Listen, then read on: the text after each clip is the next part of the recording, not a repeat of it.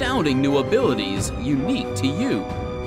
You'll also have access to a myriad of helpful pets, items, food, and runes that, if used just right, will make you nearly unstoppable.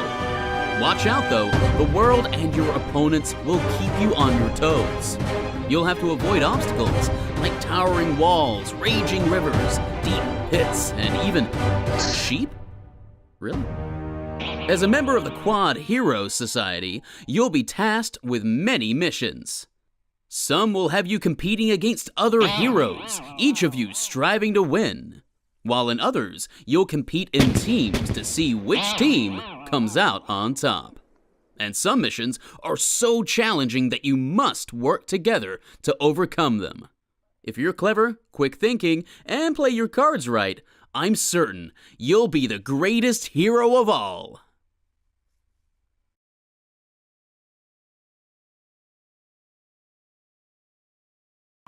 You, my friend, are a hero.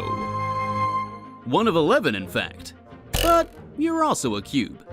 And that means you've had to develop a different way to get around quickly. So, you tumble.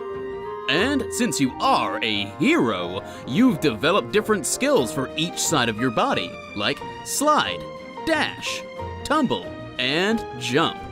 And whenever you activate your Q, some truly epic powers. Also, when you collect the mysterious crystals scattered around the land, you'll manifest astounding new abilities unique to you. You'll also have access to a myriad of helpful pets, items, food, and runes that, if used just right, will make you nearly unstoppable. Watch out though, the world and your opponents will keep you on your toes. You'll have to avoid obstacles like towering walls, raging rivers, deep pits, and even sheep? Really? As a member of the Quodd Heroes Society, you'll be tasked with many missions. Some will have you competing against other heroes, each of you striving to win. While in others, you'll compete in teams to see which team comes out on top. And some missions are so challenging that you must work together to overcome them. If you're clever, quick thinking, and play your cards right, I'm certain you'll be the greatest hero of all.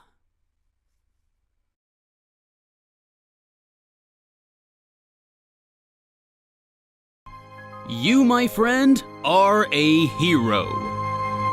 One of 11, in fact. But you're also a cube. And that means you've had to develop a different way to get around quickly. So, you tumble. And since you are a hero, you've developed different skills for each side of your body, like slide, dash, tumble, and jump. And whenever you activate your Q, some truly epic powers. Also, when you collect the mysterious crystals scattered around the land, you'll manifest astounding new abilities unique to you. You'll also have access to a myriad of helpful pets, items, food, and runes that, if used just right, will make you nearly unstoppable. Watch out though, the world and your opponents will keep you on your toes. You'll have to avoid obstacles like towering walls, raging rivers, deep pits, and even sheep? Really? As a member of the Quodd Heroes Society, you'll be tasked with many missions. Some will have you competing against other heroes, each of you striving to win. While in others, you'll compete in teams to see which team comes out on top. And some missions are so challenging that you must work together to... Hey guys, good morning. It's about 11:10 a.m. I'm starting a little bit late on this stream. And sorry that I'm never looking at the camera. It's because, anyway, my monitor's wide and look, I am looking at the camera, but or looking at myself on the screen, I guess. But anyway, thanks for being here. I just realized I forgot to tidy up the background. There we go. Just so you don't know that I'm live streaming here from my bedroom. If you couldn't already tell. All right, I'm just going to pull up the stream on YouTube here so I can get a sense of if anyone is watching. If you're watching, say hi in the chat. Let me know you're there. If you're joining the campaign just now, thank you so much for backing. You're not going to regret it. This is a special and very unique gaming experience, and I can't wait to share all of the stuff that will happen between now and when we go to print, and when we open the Pledge Manager in about a month's time. Don't have the exact date on that yet, but I will know more in the week or so following the campaign. And there we go. Looks like we have 7 viewers now. And yeah, thanks for joining us. So we're going to just keep streaming right until the end of the campaign, which is a little more than 2 hours from now. I'm not exactly sure what time we hit go, but I think it was around 1:30 Eastern time. So it will end at basically exactly that time today. And like, we're having a fantastic day today, I think, in terms of funding. It looks like we're not going to be able to hit our 300K funding goal before the campaign ends. It would have been nice, but we might hit 280,000 Canadian. Which would be great. Every little bit helps make it easier to make the game, and the chance of us making a profit. But as I've mentioned on some previous streams, we've I've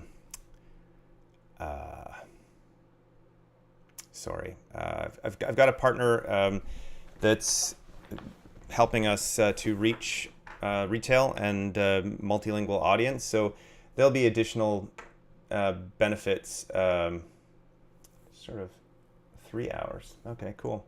Yep, that's great. 8:08. Yeah, it says 2 hours to go on the campaign page, but so I don't really know. Once we get into minutes, it'll be a little more accurate, I guess. I don't know how you're getting the exact time. That's interesting. I would like to have that information myself. But anyway, so what we're going to do today on this stream is, obviously I'll answer any questions that everyone has as we're going along, but we're going to play. Danny is here with me on the stream, and we might be able to get 1 or 2 others to join us and play a game. We'll probably just play the same race board that's on there, but again, we'll probably use the scenario modifiers that we used yesterday. That turned out to be pretty fun, and amazing how just a few different rules or rule changes can drastically impact the way the game plays. And yesterday's stream was proof of that, and I had tons of fun on that one. We just did a very simple 2-point rally that we've done before on the channel, and it was fun. Lots of opportunities for sort of clever plays, and pat myself on the back for actually winning this time. That's rare when Danny's involved. I don't usually win, but anyway, I'm going to switch over to TTS here, and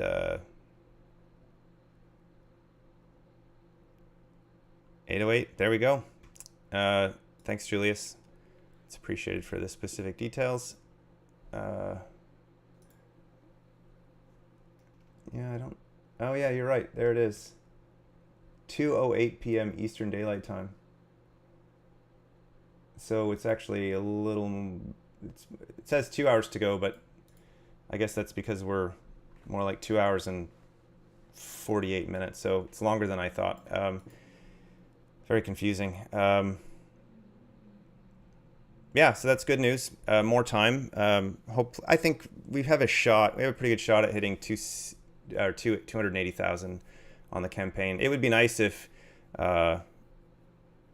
if we got to 300, but there's basically zero chance of that from where I'm sitting and looking at the numbers. But we have had a pretty great day yesterday and today, as expected. It's typically how campaigns end once the 48-hour thing goes out. And I've been, unfortunately, for those people who subscribe to my mailing list, I've been kind of emailing every day, and I sent out updates on the previous campaigns to previous backers. So people are getting hit pretty hard by me anyway, and I am running some Facebook ads as well. So doing my best to try to get as much funding before the end of the campaign as possible. Of course, there'll be the opportunity for late pledges and all of that. So what we might do, because I really do want that 300,000 stretch goal to be a thing, because I think it will contribute significantly to the game, especially for those who want to make their own content. And I think one of the things that I've learned from this, I think for sure we'll hit it for the Pledge Manager. I have no doubt. We probably will come close to 400 post Pledge Manager, fingers crossed, just based on previous experience. And I'll continue to do some marketing once that goes live, just to let people know that it's out there. So yeah, there's a very good chance that we will cross 300, 350 in the Pledge Manager, and I'm hopeful that we can go higher than that. But we'll see. So unlocking that the token stretch goal, I think will be great for everybody, and I think it makes sense for me to extend that sort of stretch goal into the Pledge Manager. I mean, keeping track of the stretch goals could be interesting, although I don't know if we'll do much beyond that, just from a cost standpoint. But probably we will.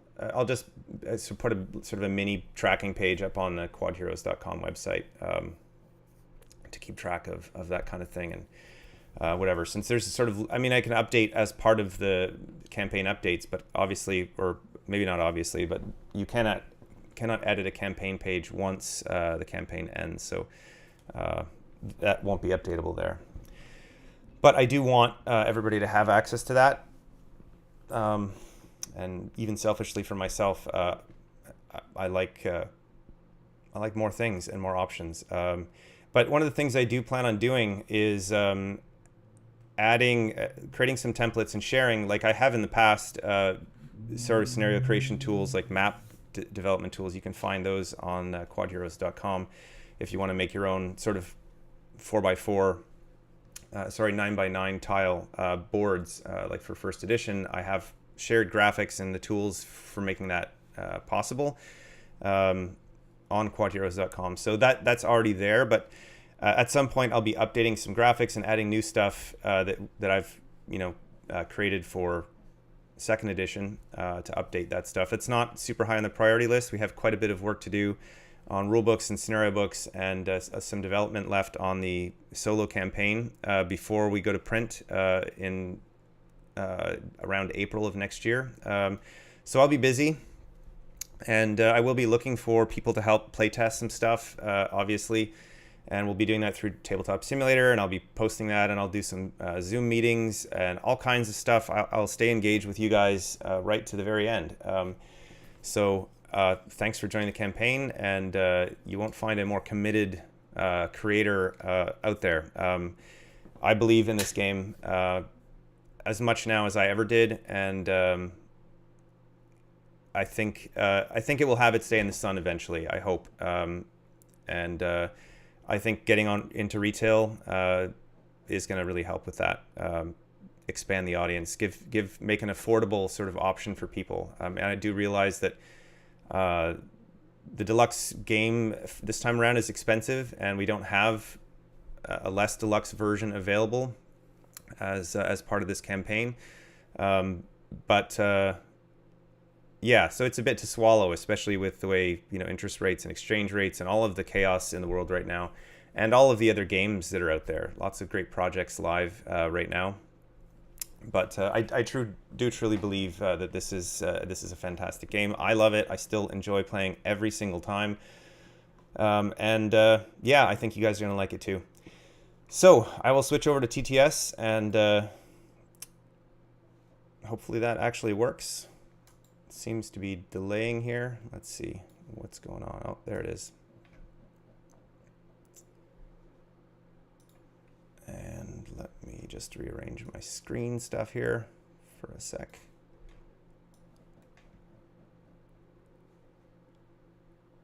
So how are you guys all doing? It's Friday, I guess in Europe. It's after work time for most people. I hope you're looking forward to an amazing weekend. It's a gorgeous day this morning. I took a walk just before going live on the stream just to I've got so much sort of pent up energy and emotion, after the end of the campaign. I'm looking forward to a relaxing weekend. But I took a little walk in the sun this morning. It's a gorgeous day here in Ottawa, Canada, and yeah, I'm looking forward to this wrapping up and to the next few hours of fun with you guys. And here in North Carolina, it is far from sunny. Yeah, you guys we are hunkering down for Hurricane Ian. Well, best of luck to you guys there, and hopefully everything doesn't go too badly. I think it'll, maybe a little bit of wind, lots of rain. We already have rain, but just hoping we don't lose power. That's a bummer. Okay, I didn't ping Gilbert this morning. Let me see what he's up to, if we can get a third on this game. Yeah, Kevin, I hate that I missed out on Gen Con, but I have every intent of taking it next year. Yeah, because I'm going to be making sure you come next year. You'll have a hotel room, and it'll be fun. If you're going to do that competition, I gotta defend your title. Maintain that title. Yeah. So we won't. It's very unlikely, and I had this discussion yesterday with. Anyway, I had this discussion yesterday regarding production schedule and timeline and all of that, and it's very unlikely that we will have anything to sell at Gen Con this coming year, just because the production and shipping won't be wrapped up. It might be possible to ship in some games via air, but the cost of that it probably makes it untenable, and also usually that kind of thing gets people a little bit upset if they're backers and other people can buy the game before them. So we'll see what actually happens there, but there's a high chance that we will have it at Spiel next year to sell. It makes it much easier to go to these cons and bear the expense of travel and hotels and all that if we have something to sell to recoup some of that cost. But for sure, Spiel next year, I say for sure, but it's a very high likelihood that we will have it there to show, or to sell. But at Gen Con, we'll definitely have some copies of the game so that people can see and play the final boxed version of second edition. And there's a good chance we'll have some of the add-ons available as well, because those are a little easier to ship and deal with. But I don't know. That's all speculation at this point.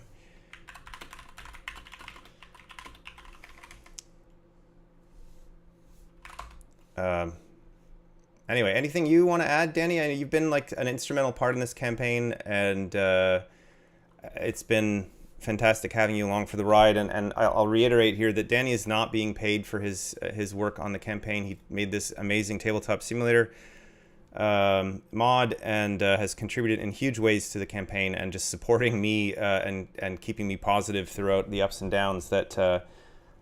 Anyway, I think he deserves a big thank you from all of us backers, and I'll find a way to sort of repay him for his efforts at some point. But anyway, you got anything to add, Danny?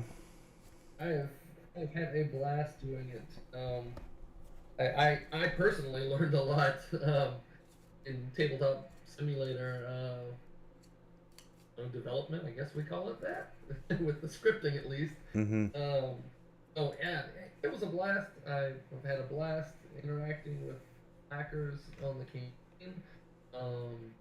Hopefully everyone understood that my comments really are coming from a fan standpoint, and like you said, not as a paid employee, right? I really am. Just You're not financially obligated to say good things or whatever. Yeah. Right. Yeah. They were 100% my honest to goodness opinions. I just wanted to see this do as well as it possibly could. Happy to see that it's doing well and still climbing. I mean, I keep checking the Kickstarter and it keeps picking up. So yeah, it would be nice if we hit 2,000 backers. That's a bit of a stretch maybe, but we're picking up lots of $5 pledges here at the end, and that's a good thing because it means people have some interest, and some of those will convert into full-fledged backers come the pledge manager. So it's encouraging. I think, yeah, I'm happy with the way the campaign has ended. It was kind of unfortunate that we had a bit of a dip there early in the week here, mostly due to the VAT issues. But it seems that obviously we've stabilized toward the end here, and yeah, thanks for being with us, guys. Martin said he's struggling to hear me. I don't know if that's my end or a streaming. Okay, let me just check your volume here in the. I hear you just fine, but I am not. Okay. I'm not sure what's getting passed through to the stuff. I've got Discord audio turned all the way up. Let me just check. Check your volume in Discord.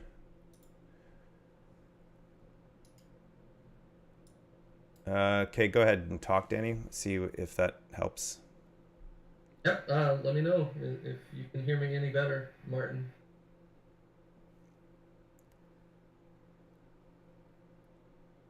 Testing. I don't know what where we are in terms of equalization here, but test. Yeah, my volume looks good on the outgoing stream, but you should be a lot better now, Danny. I cranked you up significantly here. So hopefully, no better, unfortunately, huh? Talking. That's weird. Keep talking, Danny. Yeah. That I don't know, Martin. I don't know. Well, I would assume if you can hear Ryan that it's not on your end, and if you can hear him, just. Oh, there you go. Kevin said I sound distant. That's interesting. So I've got your volume now cranked really high up. How is that working? Let me check mine too, maybe. So it might be picking up through the mic. Let me grab my headphones instead, so that we're not potentially messing with things.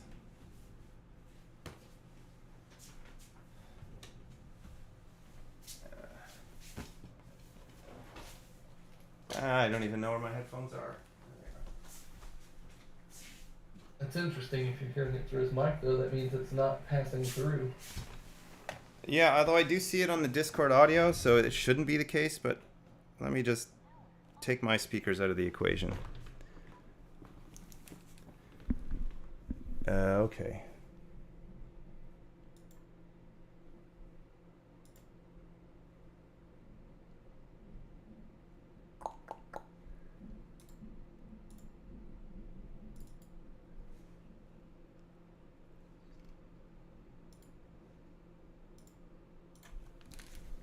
So I gotta turn Bluetooth off on my phone because it's, there we go. Seems like my headphones were connected to the phone.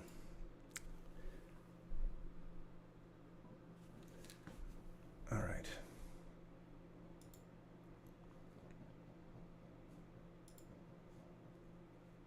Danny, can you talk? Yeah. Huh. Okay. That's interesting. You're not. I need to change the audio device in Discord, I think. Let's see.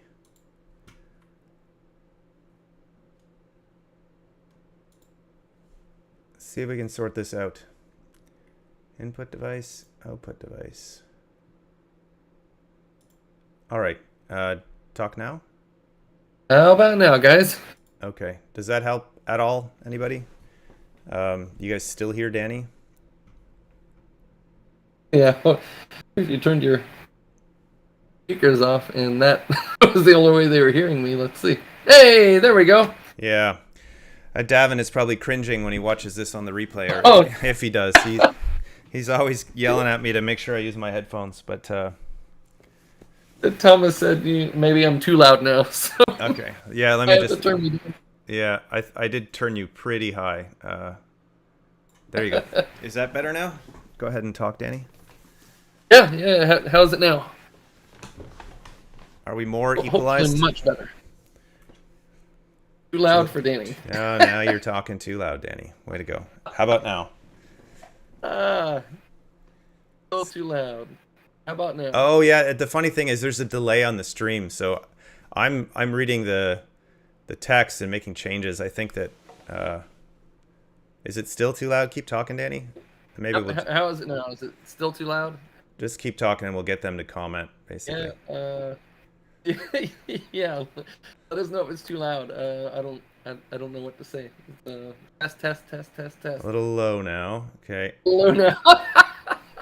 We'll get there. All right.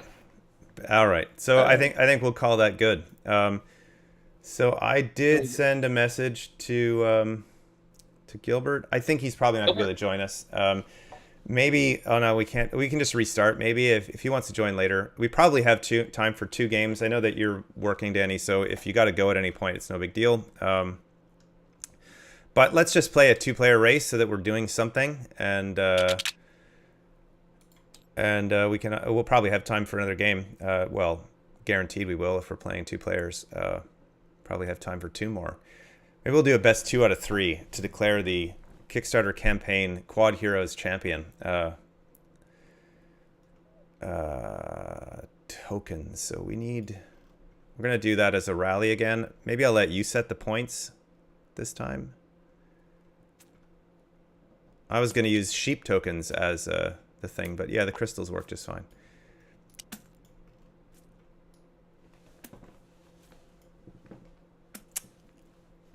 Battle Royale. Oh yeah, we did that the cannon thing last time. Huh. Oh, as far as where to go, that's worked. Where we've had them. Yeah, I think it's a good spot. It makes it a little bit harder to get to.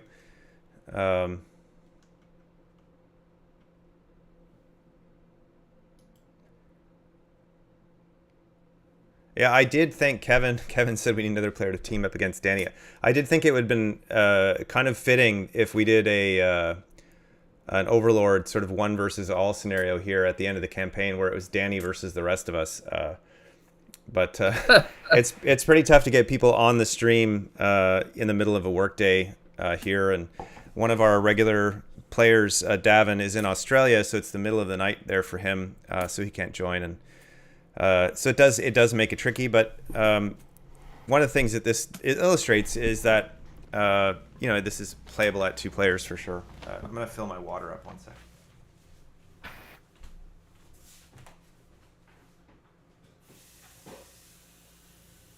Oh, let's see. Who should I pick? I've been trying to pick characters I haven't played this live stream. I feel like I've played them all by now, but I don't know if that's true. Maybe I haven't played Mitsu. I've seen them all played, so yeah. I don't know if I'm the one that played them or I just saw somebody else play them.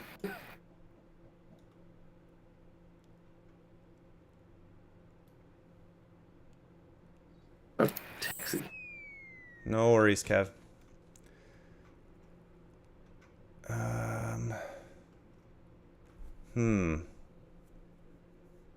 Maybe I'll let you guys pick for me. Choose my hero. Those of you who are watching. Which one should I play?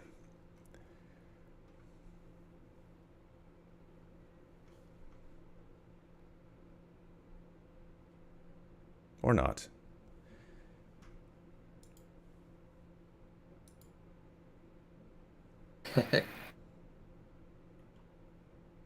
I don't know if you've played on this. I don't know if you've played on this campaign, Kev. I don't think you have. Played a few times on the last campaign. Kevin says rock. I guess we'll go for that. I was thinking rock. I was thinking it. Okay, so I'm gonna quickly set up my picture-in-picture here while While you do that, I'll flip over a couple of these modifiers. We got energy. Teleporters can't explode. If you roll a Q, teleport 6. Water is lava. On a water space, discard a card, and if you end your turn in water, it's Oh, you were in a pit. That is gonna be tough, Gonna be especially down this path here. Use your right at the cards. beginning of the game, man. Yeah. Well, I'm not gonna step on that. Oh, well, it's gonna be hard. Although right early on, I guess we don't have that many cards typically, but No. yeah. Oh, looks like We I are get to go first player. first. I need to decide what items and pets I want here as well. Yes. Oh man, stay away from water. This would be a good time to have. Yeah, I have Dryad actually. Yeah. Yeah, so the water is now lava. So yeah, that every turn it gets you a card, and it's only a 1 point pet. But I've got lots of other options here, and considering the teleport rule, I have glitchy portals and Molken, but they're over my budget in terms of points. So,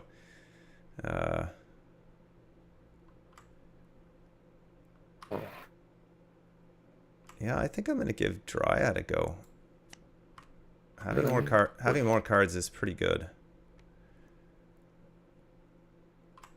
And glitchy portals. Although, I mean, really, Molken, I've passed him up in the last few games. I've had him as an option, but I feel like it's too big of an advantage for I want this to be as fair as possible. Enjoy Molken. Yeah, Molken Still, he's my favorite, but there are what 22 pets, so there are a lot of pets, but I feel like I have played enough games on Tabletop Simulator. I've never once gotten my favorite pet as an option for my starting pet. that's true. I rarely see him too. Maybe it's an issue with the shuffler. Yeah. All right. Yeah, I think that's it for me. Although I really like Sentinel Amulet, but it's a one-shot, so. Although in my case, I could, I guess, have taken Molken and Runekin. That would have been pretty epic, actually. But, although I couldn't, actually. Those are both pets, so never mind. Yep. If I was Forest, maybe I could have that. That makes sense.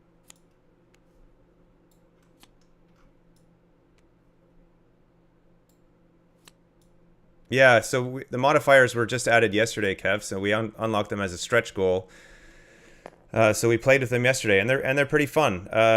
These aren't necessarily the final 12 cards that will be in the modifier deck, but yeah, I think they're fun. They really change things up in a fun way, so you can play the same scenario without really making any changes, and it feels very different. All right, so I got to put my hero on the start line. I guess Danny is going for the secret. We'll let him have it, and I will try to get the crystal. So I'm just going to look at my hero board here to see, remind myself what I've got. So yeah, I mean, the pink ability is quite powerful for rock. Keep moving after tunnels, especially if it was like yesterday's game, where the tunnels were basically what won the game for me. Yeah, I'm liking rock, and taking a look at his Q power. Build up to 5 walls and destroy up to 5 tokens or walls. So yeah, both are useful. Okay, I guess we can get started. Kick us off. Let me just want to pull up the stream just to check on. Still got 10 minutes or 10 viewers. Okay, yeah, I guess I'll just start. I will, whoops, not that. I'll tumble forward. Activate Update for you. We are activate my tumble skill and jump over the wall. You're just shy of 279 Canadian. Still climbing. Yeah, I think we'll hit 280 for sure. And see, I mean, it would. We have almost 3 hours left, so if you're thinking about back in the campaign, you could help us unlock an amazing stretch goal. And will not be disappointed in the game. That's for sure. been playing it. Got my copy in 2019, I guess. First edition. And I'm playing it ever since. Sorry, Enjoy it. I forgot to use my items and pets. I'm doing a take back here. Sorry, I'm putting a glitchy portal here, so I'll land on it and get across that. That's, I'm waiting, one. waiting to see who's gonna say it, but that could be a rule, right? Everybody can do takebacks except Danny. Well, yeah. If we had Davin on the stream, he would definitely have spoken up about that. But no more takebacks. We each get one takeback, and I just use mine up. And I will end my turn. Draw an event card. Each player rotates their hero 90 degrees in the direction of their choice. Okay. Yes, I will do. Terrible, I suppose. That. Exactly what I wanted to have happen, but that. Okay. Yeah, Kevin, that's right. Draw for my next year turn. is absolutely right.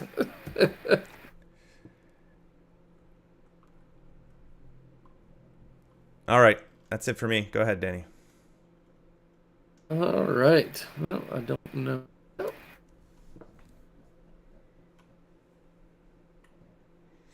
Oh, where's I have to check Dryad. I've never actually played with him recently. If you end your turn at least 3 spaces from water and have not touched water this turn, draw a card. So I get another card at the end of my turn. Diagonal. There we go. Oh, it does make. Yeah. Okay, I'm going to use Shuffleupagus here. We are going to break that wall. Here. I think it's interesting how now that we have this objective is where we're actually finally going. So if you're not paying attention or we didn't actually mention it, this is going to be essentially a rally race. We don't have the rally tokens here on TTS at the moment, but we have to go here first and then here. So Danny could have placed a tunnel there and broken the wall as well, but that basically just gives somebody a way to get back here quickly, potentially. So it's risky. And it was very, very intentional, Mr. Can go through tunnels without stopping. All right, here we go. Let's tumble that way. Tumble secret. Let's see what it does. Last time I was in this spot, this exact spot. A disaster happened. Yeah, I got walls. So let's see what happens. All right, there we go. Reveal until I find a tool card. And there's one particularly amazing tool card in the deck that could win you the game almost. Tunneler Worm. There you go. Goldstone. There's that, and now I am on... oh, I'm looking at yours. Yeah, there we go. On diagonal slide of 2, and we'll go 1. Steal my crystal? And beside you. You'll just steal it back. But you still have one more space to go. So no, I will. No, I don't. That was it for movement too. But I will steal the crystal and slot it in my crystal kit. What does that do for you? Oh, it makes your jumps and teleports better? Oh, just jumps, springs. Sorry, my crystal power, yeah, when I use a spring, I can jump from 1 to 3 spaces. Yeah. And the crystal test kit, I'm just permanently rooted. Yeah. Oh, yeah, then I can't steal it back from you. And you can't, that was the key. You couldn't steal it back, yeah. So I got to stop you from getting that other pink crystal, because it's going to be important for me. And that's gonna do that. Oh. No, don't want to do that. So, an event. In turn order, we roll a die and get a crystal. Awesome, Alain. Yellow. Oh. That's interesting. Oh, what was the event? Oh yeah, we get to roll. Roll a die, get a crystal. I can't believe I'm hoping for a pink here, but I did not get it. Got a pink. Oh, I did. Yeah, Hey, you did. Yep. All right, so that's good for me. That's a. This has to be the case. I assume because my power up, power down phases are over, I can't swap crystals. Yeah, no, only during your power up or power down phase, and only once per I turn. assume. All right, I'm done. Okay. Well, I'm about to step in lava. So... The teleporter. That would end my movement. You might get 6 away, though. That's I might, but based on my own personal luck... Well, I'm going to do it anyway, actually, so I'm going to just tumble onto this. Oh, But I don't know why I'm doing it. They can't explode this turn, right? That's the... You can't explode the whole game, but Yeah, and I don't know why I'm helping my opponent, but you should play a teleporter first. Oh, yeah, you're right. You're right. But I'm also helping you by doing that. I'm just going to do that. Hedge my bets, because I rolled a 2 anyway. I'll just stick with my original roll. Flush. Oh, 6. Look at so that. I kind of wanted this secret token, but I think 1, 2, 3, 4, 5, 6. But it feels like I shouldn't. But you know what? I love secrets, so let's do it. Giving up a 6 movement just for a chance at something good. And I'm going to be cursed because of it. Let's find out. Animal kinship. Draw the cop card of the pet deck. That's actually pretty good. Now I get to have 2 pets. Let's see, what do I get? Bastion, who's my actual cat in real life and kind of acts this way. That's yours. No,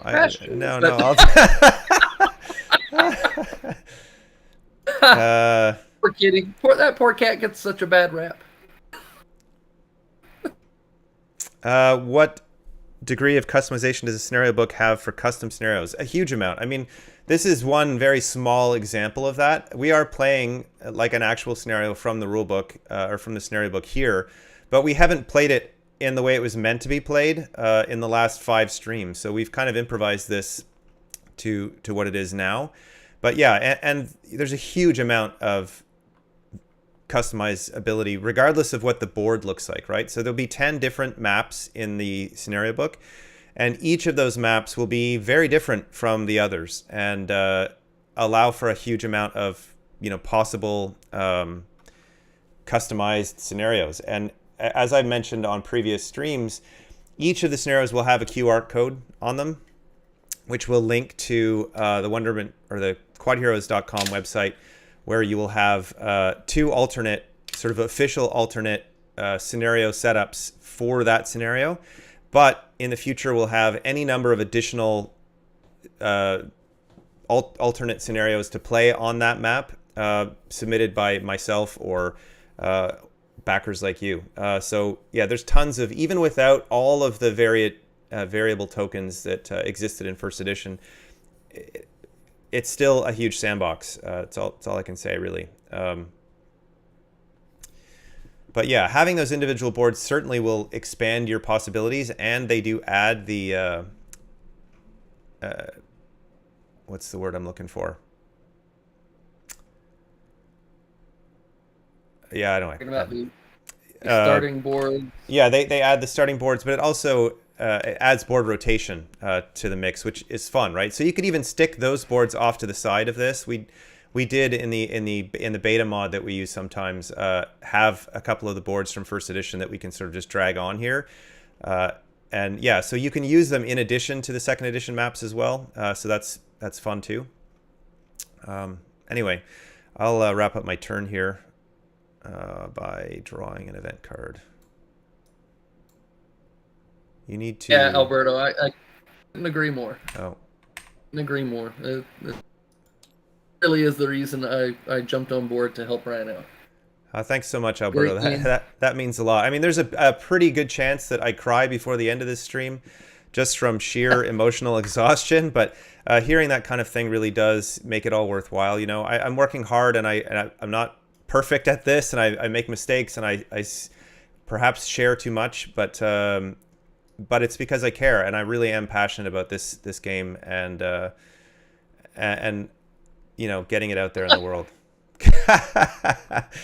That's funny, Alberto. Any hero carrying a crystal may explore. So I guess we each get a card, Danny, and we get to upgrade. Right.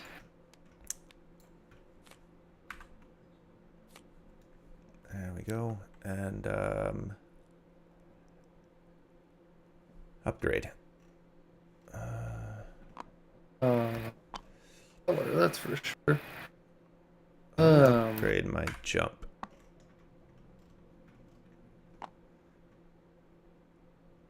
That's going to be fun. Okay. And then draw for my turn. I guess I get 2 cards. It really does pay to use the slide skill on your first turn, because you get 2 cards. It's really an underappreciated, probably the least appreciated of the movement skills, but it's the only one that starts outside of the Q power at drawing 2 cards. And that's, I think that's pretty valuable. Yeah, for new players, I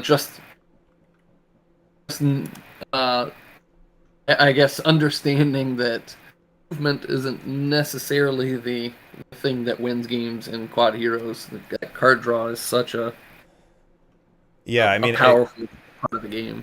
Yeah, for sure. Oh, Alberto asks, what was my inspiration to create the game, and how did I get the name Quodd? So the inspiration is hard to say specifically because it came so long ago.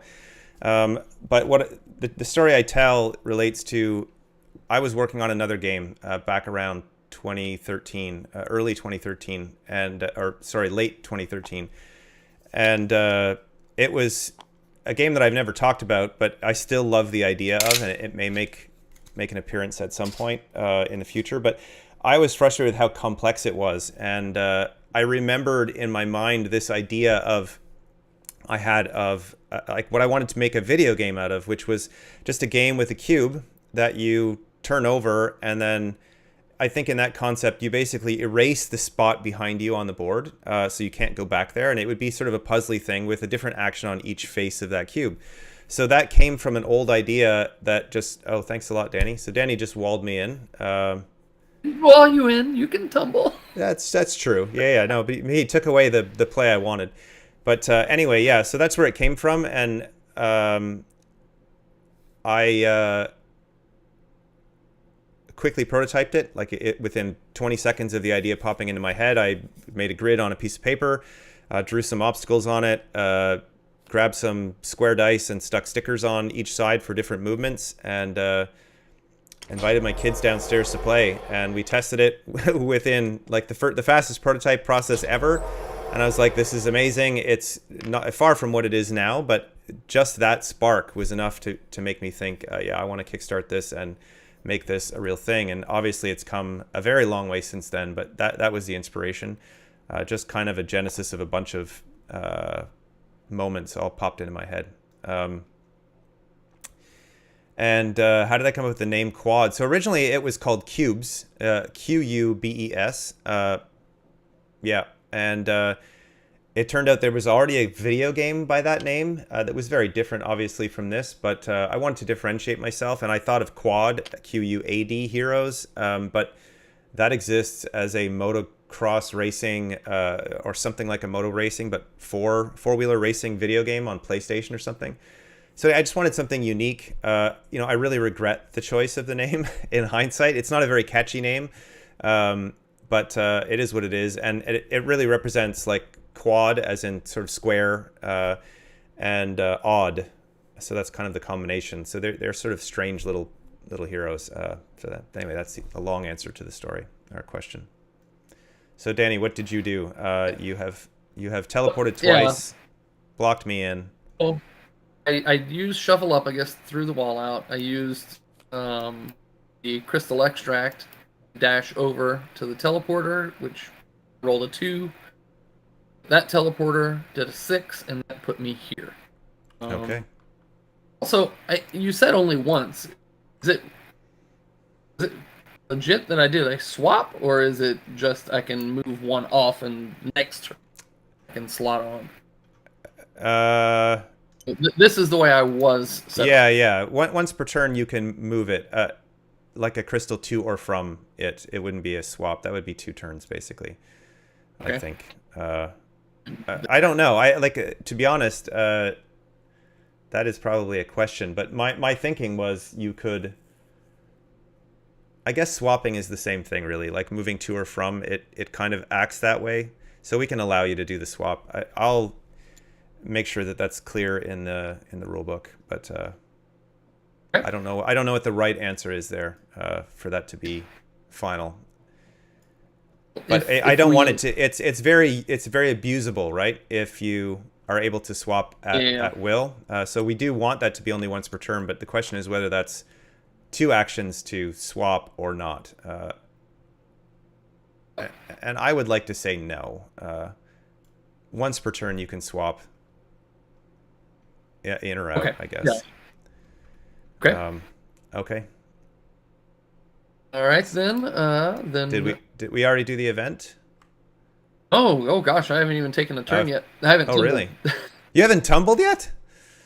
I used this to dash Oh, onto the teleporter. Oh, well. There. Yep. Here I was feeling good about myself that I was going to be able to catch you next turn, but I guess I might not. So I'm going to activate the crystal test kit, activate your queue before... So, well, that's a question too. Do I do that? It says before you move. Before a tumble, before a natural tumble. Which? Yeah, activate your queue. Yeah. Yep, so you would do it during your power-up phase. Then we'll do that. That guy in. Upgrade up to 3 springs or teleporters, range 5. 3, 4, 5, 6. Yep. Or place super spring or super teleporter.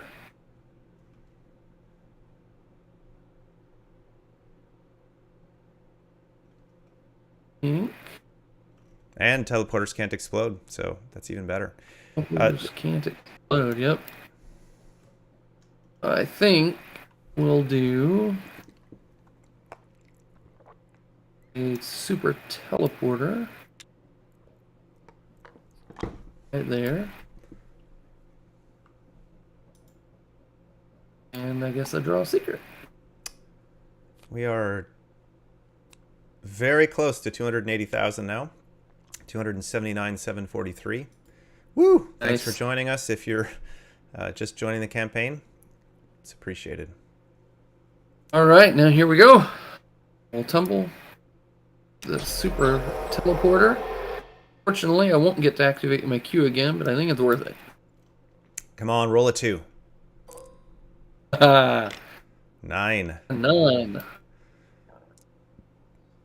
2, 3, 4, 5, 6, 7, 8, 9. And don't think I didn't notice the fact that you hid that teleporter behind a wall so that I can't jump onto it. That actually wasn't planned, but I definitely could reach there with my jump this turn, but now I have to rethink. Man. And then we're gonna round it out, ending my power down phase by playing a cannon rune. Cannon? Yeah. Oh, you're gonna shoot yourself forward. Absolutely. Oh, I'm about to get destroyed right here on camera. Well, this may hurt me. Nope, regular bomb. It'll move 4, so it'll just shoot out and knock you there, then break this wall. And I guess the crystal won't go anywhere. I can't. I keep forgetting to add that snap point. Oh, can you promote me? Yep. Copy and paste and add snap point pledge. So if you can't tumble at all at the start of your turn, if you're blocked in by walls, or if your only tumble option is to jump into a pit, for example, if you can't safely perform your natural tumble, you may respawn to the nearest respawn point, basically before your before your turn, before you begin your, like before you play any other cards or anything in your power up phase. So you don't ever have to activate a skill. Like you can basically do a move of 0 on a movement skill, but you always have to be able to tumble. So as your very first action on your turn, if you're trapped at the start of your turn, then you may respawn. Our event is we may tumble 1. Okay.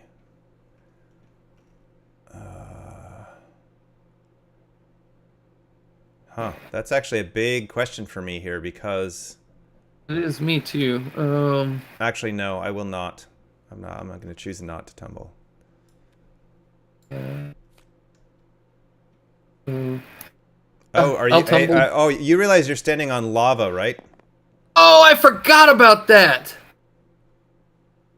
Oh no. So, well, you can rethink your turn there if you like, because that is a modifier here. So all the water is lava in this turn, and I actually forgot to draw cards at the end of my a card at the end of my turn last time for that. But I would have had to discard anyway because I'm at 5. 4, but 6, 7, 8, 9. This is my 1 take back. Yeah, there you go. But if that way you never stepped on lava. I would have stopped there, and I would have been that way. I would have dropped that. Shot yourself there, over the wall onto the pink crystal. And so I'd have to drop a crystal. Just push it, basically. Okay. I'd be there. There we go. You can put this wherever you can put the crystal wherever you want. Yeah, that's fine. Yeah, so if you ended if he ended his turn on the lava, he would have to respawn back here. So it would take away his movement. So it's best to avoid. Yeah, he would have to drop my pink crystal and a bunch of cards from your hand. For every step you take on lava, you have to discard a card if you have one. So it's not fun. I will take the 3 tumble to that. Oh, this is not good. Okay, that's it. I did my tumble. I got to draw. What do I have to draw? 1 card. That's me. All right. So we've only had 1 upgrade so far, right? That is correct. Yeah. Okay. I think I can. I think I can maybe catch up to you, but let's find out. Probably not. But I will begin by placing a spring on this wall. Nice.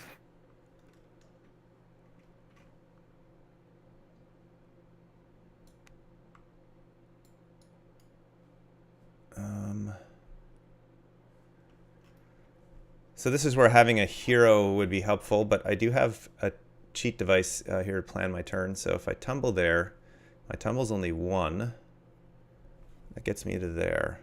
Jump to there, that's going to be, big enough to get me over the pit.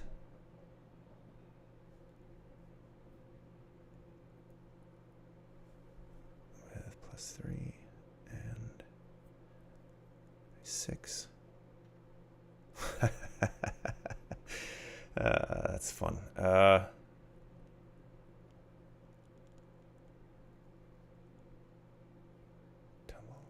1, 2, 3, 4, 5, 6. Upgraded your jump, huh?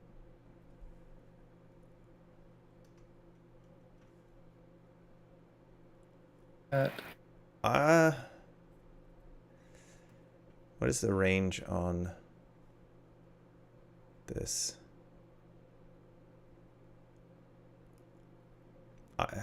This is interesting. 6, 7, 8. Boom. 1, 2, 3.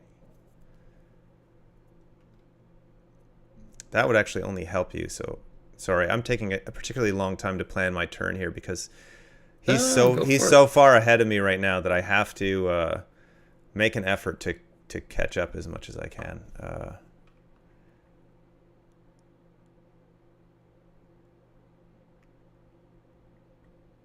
I'm not sure if my plan should just be to get to this double teleporter, because that potentially is 12. That's right. Yep.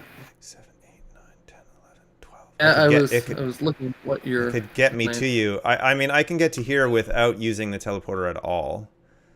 Wow. By using, like, I have a gummy juice card in my hand, which adds 3 to my jump. Depending on what kind of bomb comes out, that. Yeah, well, it's only going to put a bomb here at best, so it's not actually going to hit you. And if it does hit you, it puts you onto a secret, which...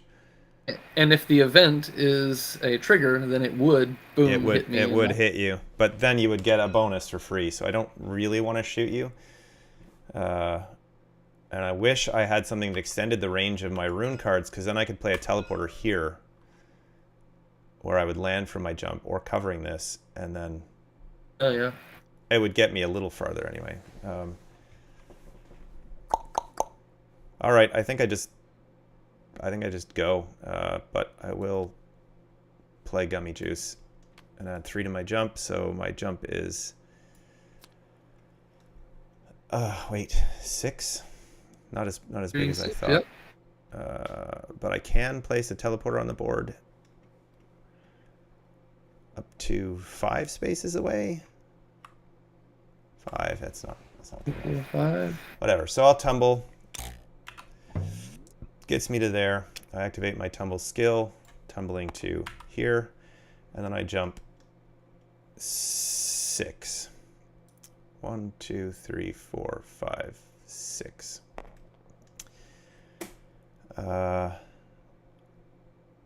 I can do one thing. I'm gonna play grappling. No, wait, yeah, I'm gonna play grappling hook to dash another hero. Oh, 1 space range 4. I'm out of your range. Never mind. I had an idea about that card a few days ago. I was watching you guys play.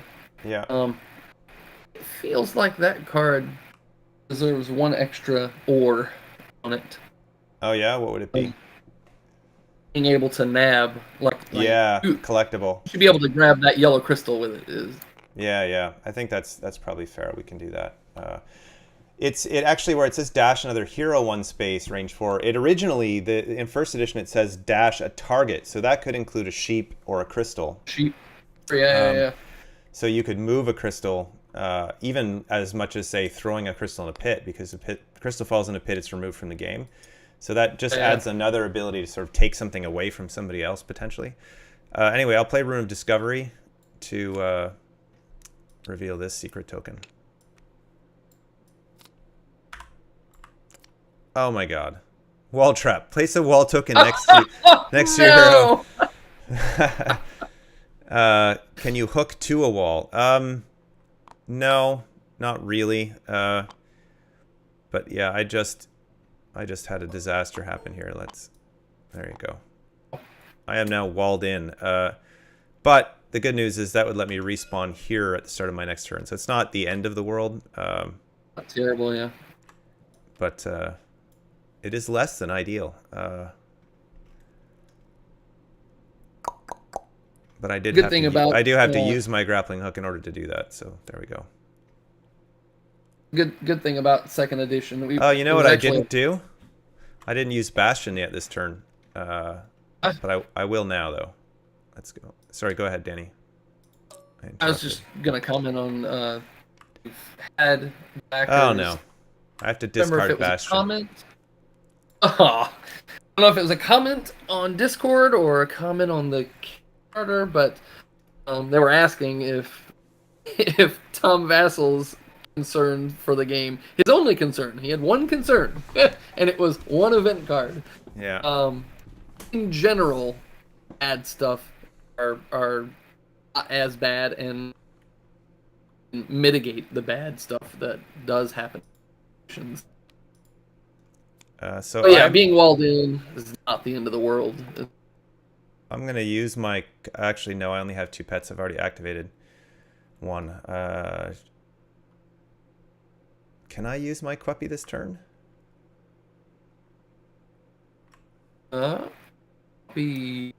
I would say, Yeah, you sure can. You could get that yellow technically. crystal with him. Yeah.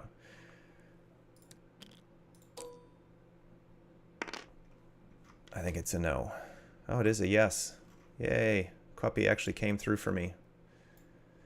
And what is my power? As you move, you may place walls in the space you just left. So I got to get ahead of Danny and start building some walls. Well, thank you. Shovel up, I guess.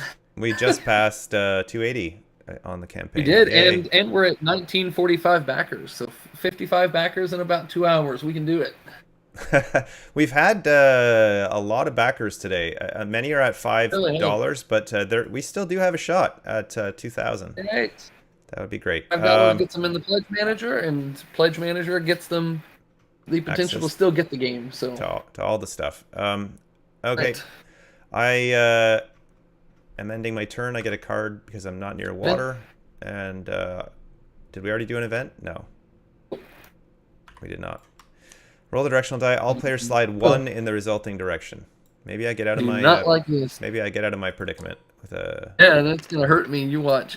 Nope. southwest. Yeah, that doesn't help me at all.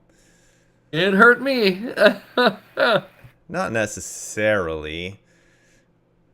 If you have have a way to break that wall.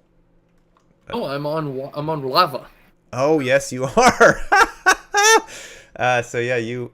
Oh, it says, but the lava rules say that when you end your turn, or is it a turn? Yeah, but I've got to discard a card. Yeah, you do. When a player steps in water, they must discard your turn on water. Yeah. So technically, by the rules, you don't die when it's the end of my turn on the lava. Right. Although it should probably say when you end a turn on lava. But no, I think it's fair the way it is. Oh. And I got to draw for my turn. I get 2 cards. Terrible. Okay. All right. Here's what we've got ways around this. I'm gonna play Shuffle-Up-a-Gus. But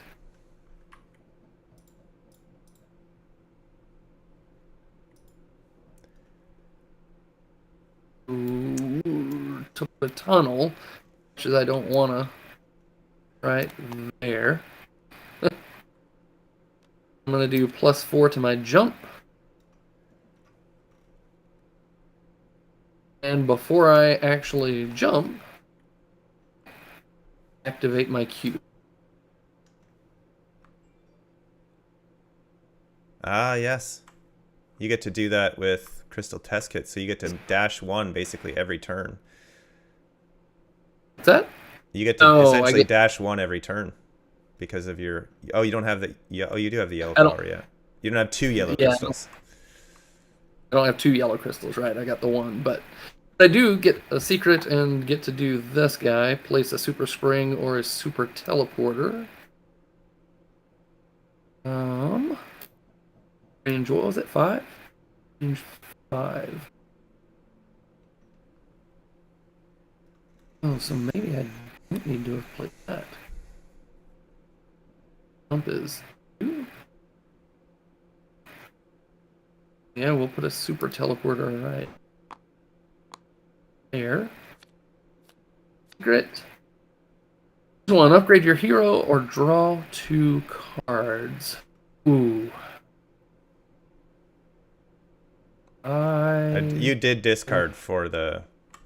I did. Water, I discarded the lodestone. Okay, yeah. I need to discard 2 because I discarded for this and this pushed me here. Yeah. So yeah, anytime you move in a water space, it's a discard. But yeah, so that would be 2 cards. George asks what your favorite hero is, Danny. Oh man. I have 2 categories of favorite. My favorite by looks, Ozo, for sure. I've since 2019 I have I've said Mare is my favorite, but that's only because I won First the edition. championship using her, and she was arguably pretty broken. Yeah, first edition, her ability to draw cards is pretty strong with her and powers. in first edition, turn order was a thing, and she could manipulate turn order. Yeah, that was huge. It really was. It was huge. But realistically, my favorite hero to play with, probably Forest. If we're talking second edition, I really like Forest's powers. Being able to place a tree and get cards, or get more pets. I think I've seen 4 pets at one time in a game of second edition using Forest. Yeah, I mean, it probably my favorite. One of the things that I think is amazing about second edition as an upgrade is just how, like, I love all the heroes really, and that was not necessarily true in first edition. And there will be some slight tweaks to these before we go to print, just to make sure the balance and the range on some of the powers is as it should be.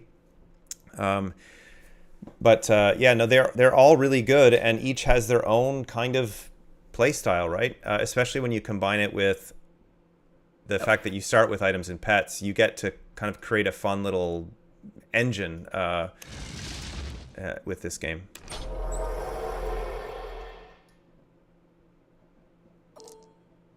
We'll get 10. Does that get you there? 6 gets me to that for sure. 8. That or there. Huh. This is my blue. Does it turn you? Oh, that's what I'm doing. I'm going to the blue crystal.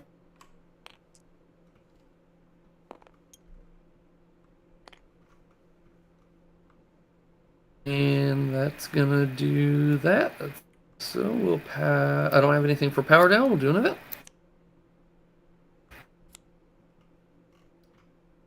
Oh, bombs will move double, but I don't think there are any. So we just get an upgrade.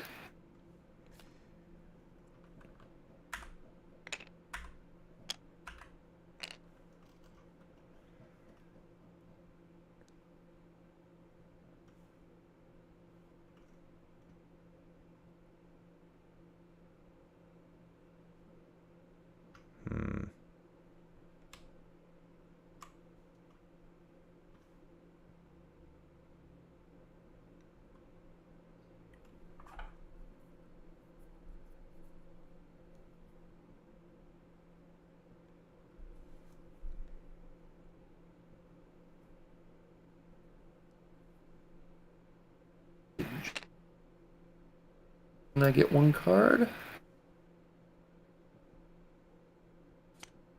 It's me. Okay. Trying to figure out if there's a way for me to get where I need to be. I don't know if there is.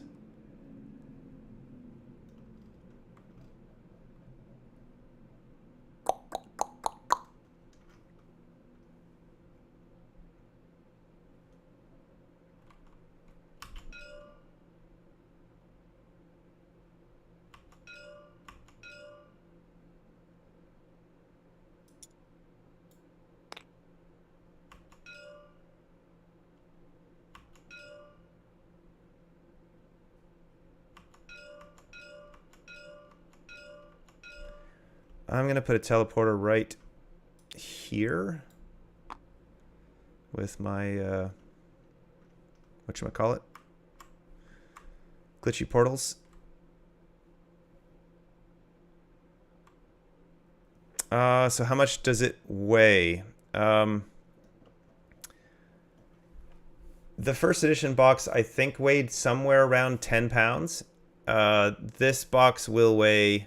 I mean, if you're just getting the deluxe edition box and none of the add-ons, probably a little bit less than that. But I don't know for sure exactly. I think that we've estimated around the same weight this time around.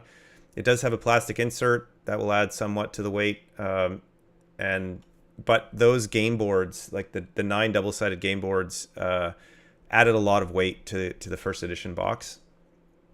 So we won't have that this time, and there's not as much punch board in it. And the minis plus the cubes. So the cubes, if they're solid dice, which they should be, will add quite a bit of weight as well because that's solid plastic. But yeah, something like 10 pounds.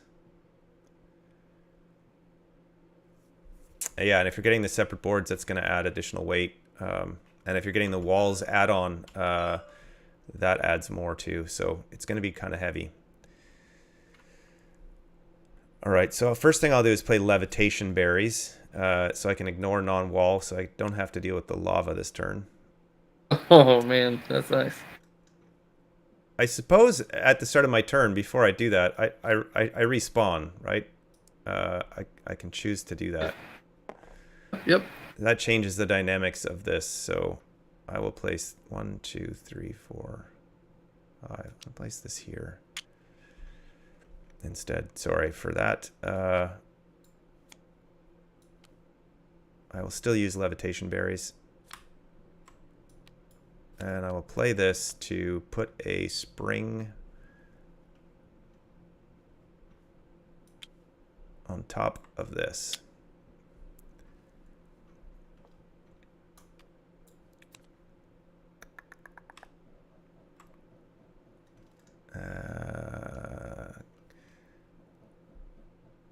I could collect that crystal, but I already have one.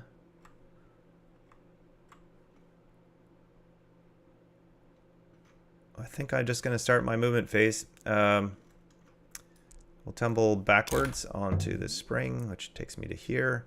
And then I have a tumble of 4. 1,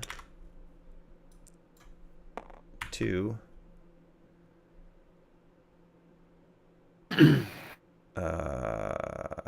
Dash is only 1. 3. Wait, what is that going to bring up? That's my left arm. My left arm is slide of 1. That'll do it. So, and then I'll tumble here and slide onto the teleporter. And I just need to roll a 2, please. Just a 2. Like your odds. There you go. 6. I think I just go to here. I think you do too. Hedge my bets. Let's go. 5. Still one more than you would have had. So. I could just go back to this and hope for a higher roll. You could, yeah. Oh. I'm gonna do it. Whatever. So I roll 1 die this time. Oh, here comes the 1. No. All right. I like it. 10. There you go. There you go. 1, 2, 3, 4, 5, 6, 7, 8, 9, 10. Or here. I think I gotta go here. Although I'm vulnerable then to being pushed into a pit. I'm actually vulnerable to being pushed into a pit regardless. But you know what? Yep. I love secrets, and I just gotta do it. Let's hope it's a good one. Alchemy walls. You got that? Oh my god! Oh, there are only 2 bad secrets in the secret deck, and so I roll the directional die. It says 3 times, and I place a pit in that direction from where I am standing for each one. Well, there you go. Nothing. Southwest is 0. I guess anything south is, so 1, 2, southeast. Wow, literally none. So they would all be basically off the board. So that's a blessing. I got lucky. Although a nice secret would have been nice, something that helped me, but that didn't hurt me, so that's good. And that's right. Ending my turn. Away. Although I could have actually landed here and still gotten the secret I wanted by using Queppy, which probably would have been the right choice, but whatever, too late. And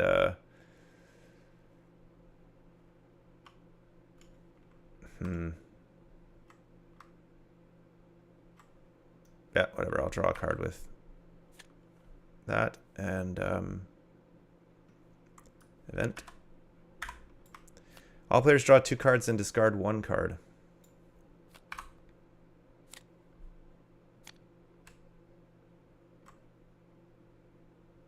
I don't want to discard any of these.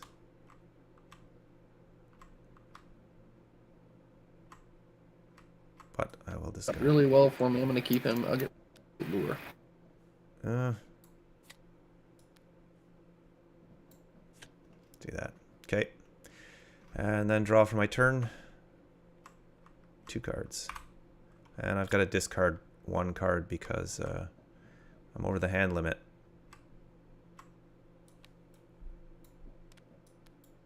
Go ahead. All right. Hey Nadine, thanks for joining us. Those who aren't familiar with Nadine, I guess during the first Kickstarter campaign for first edition, she was a huge participator and has the only person who I'm aware of that's ever done a Quodd Heroes cosplay. But yeah, she's one of our super fans, and thanks for joining us, Nadine. All right, we're gonna play that. 1, 2, 3, 4, 5, 6, 7. We have 99 minutes to go on the campaign, guys. Woo! I'm gonna take a long nap.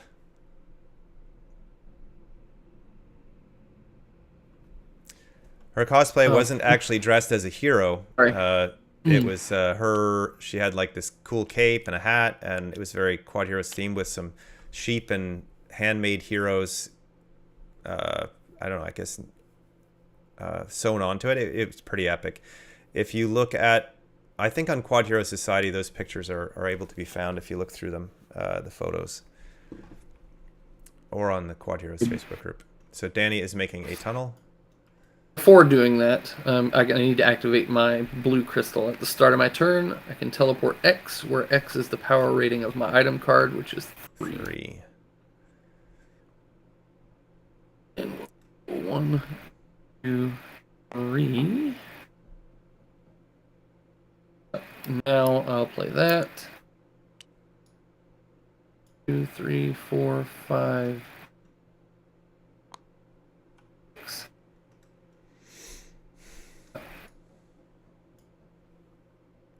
This is probably the most tense I've ever felt in a game of Quodd Heroes, because I really don't want to lose this game. I'm sure Danny feels the same. Oh man, it's gonna be gambly, but I'm gonna do it. I have some good cards, but I'm gonna discard my hand and draw that many cards. Oh, you're even discarding the secret one. Must be the wall one. Oh no, +4. Yeah, +4. Yep. All 3. Okay.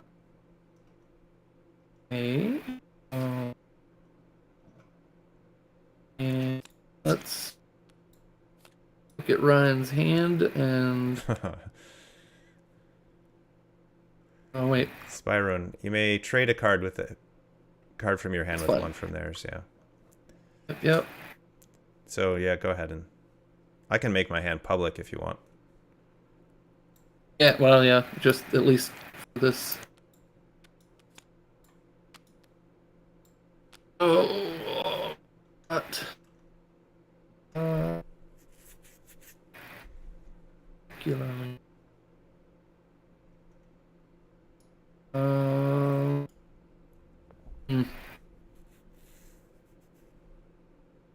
No,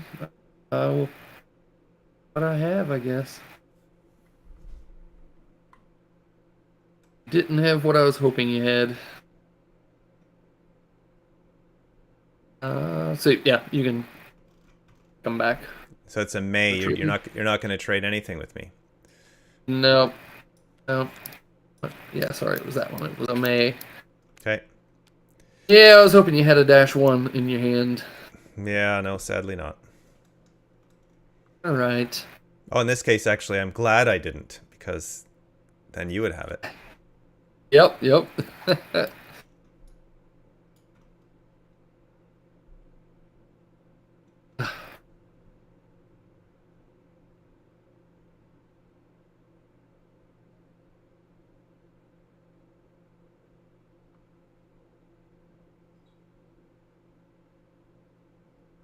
It's not gonna get me there. Okay. Before I move, I can activate my queue. What happens? Oh, that's supposed to be out. I need to clean this deck up too. The play Yeah, that card is being removed. May swap a crystal you're carrying for a crystal of another color if you aren't carrying. Well, that's I not don't useful. want to do that. Not useful. And then there are no things or teleporters near me. I could place a super spring or teleport. Super spring.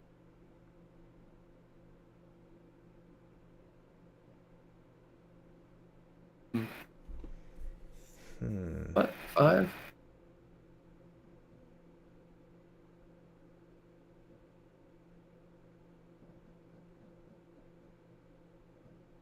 Okay. Yeah. 5. This is going to be an exciting finish, regardless of who wins, because it's going to get nuts. It is. I think I'm gonna do a super spring there. 1, 2, 3, right? Mm-hmm. It springs. Okay. Oh, this is funny. Okay. Here we go. That's my cue. Drew a card, and here we go. I will tumble there. Tumble back. Eat. Jump of 5. I'll jump to that, which will send me to the first checkpoint. Now, I will power down, activate Shovelupicus, do that, and I'll play this. Oh! That will shoot you too far. Right. There you go. That's where I wanted to go. Yes. Do that, and that there, and just to see if I have to lose a card, or freeze your face. Faces. We got a 4. Regular bomb. Gets me to there. Cool. That tunnel to go. That's my power down. And we get to upgrade. That is actually very good timing for me, I think. A dash of 2 is just what I needed. And what am I on? I'm gonna jump 1 card. That's me. All right. What are my abilities here? Moving after tunnels. Place walls in the spaces you left. I should have actually left some walls for you over there, but... oh well, let's look at my cards.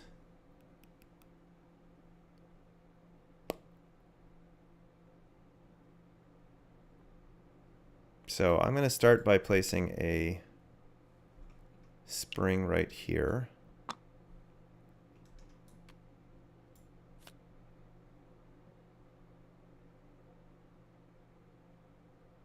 And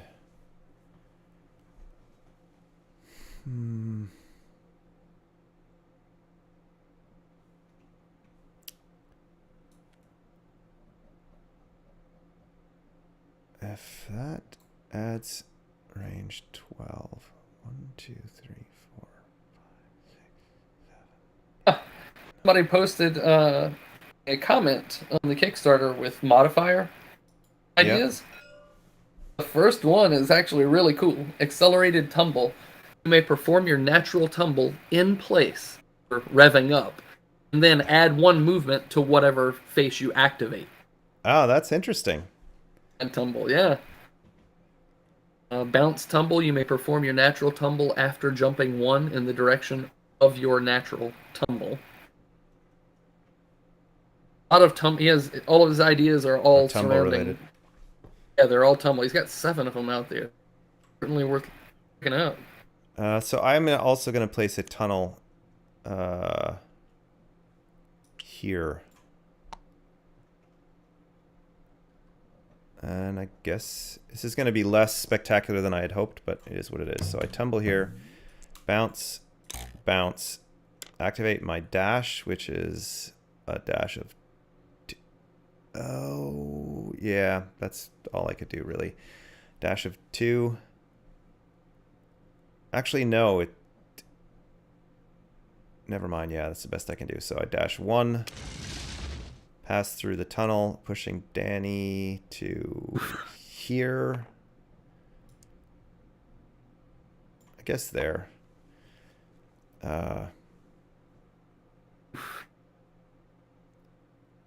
And then I come out the tunnel, and I have 1 dash left, because I can keep moving. Dash onto the double teleporter. Roll 2 dice. 6. I'm going to try the old trick again. Ping pong.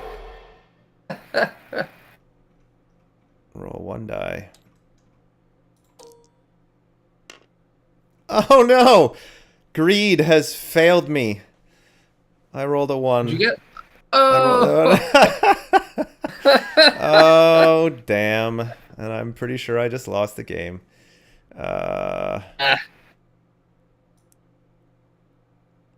Oh, into water, huh? Or lava, should I say? Oh, yeah. No, we won't do that then. I'll just go there. Wow. Yep. Greed does not pay. Sometimes.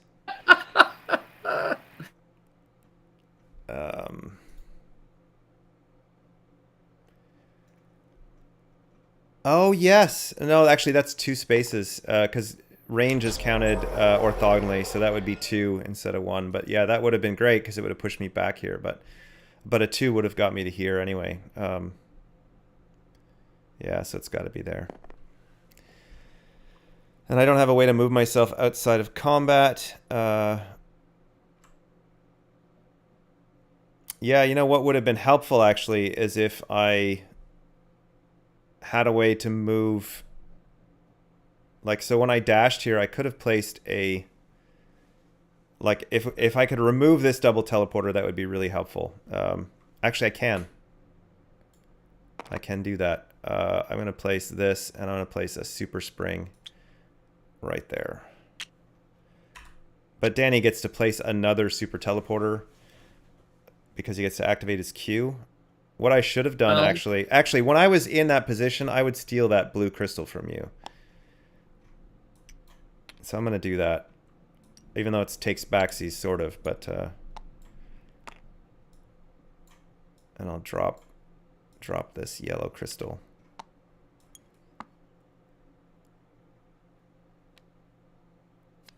Here? Yeah.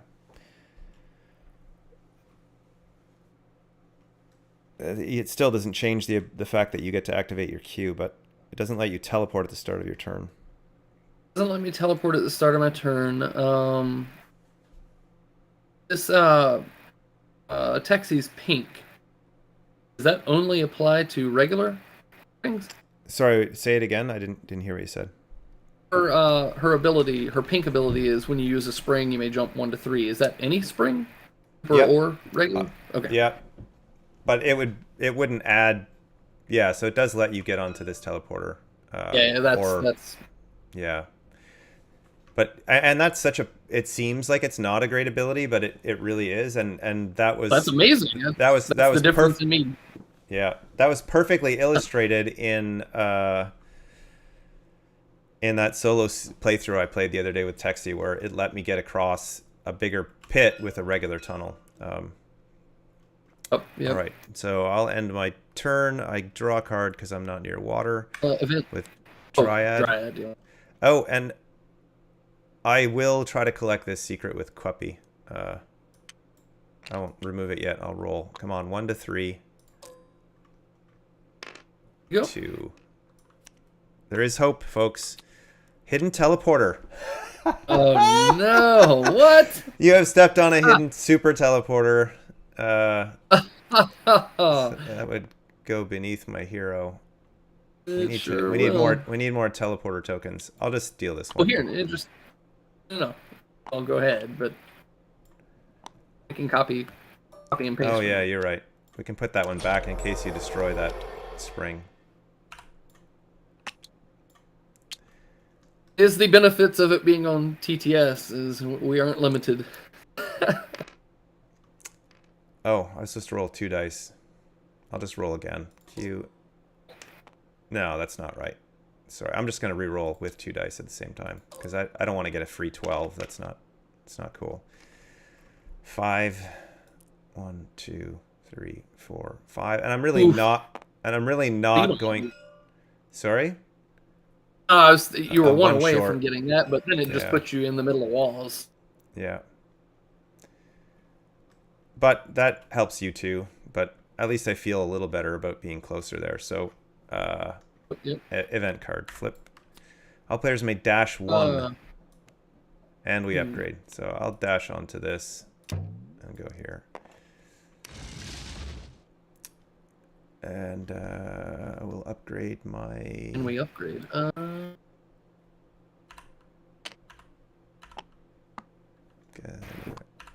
Wow, my regular slide is a downgrade in terms of cards. Like my upgraded, because it moves farther, but I get fewer cards. Big move, yeah. I'll just do diagonal. Or maybe Q?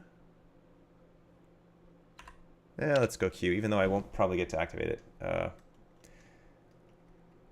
And I'll draw 2 cards. Go ahead, Danny. All right. You did miss it, Kevin, that I announced that we're over 280. We are almost at 281. Thanks for joining. If any new backers are watching the stream, welcome. Yeah, thanks for supporting the campaign and for this crazy ass game. I mean, this crystal test kit is really good just for that yellow crystal ability. Oof. Is gambling. We're gonna do the gamble, that's for sure. Alright, start of my turn, we'll activate Q. Do my power. I'm gonna do the other side. Remove. Oh, what is the first upgrade? Yeah. Reposition. Yeah. And I'm gonna reposition this guy.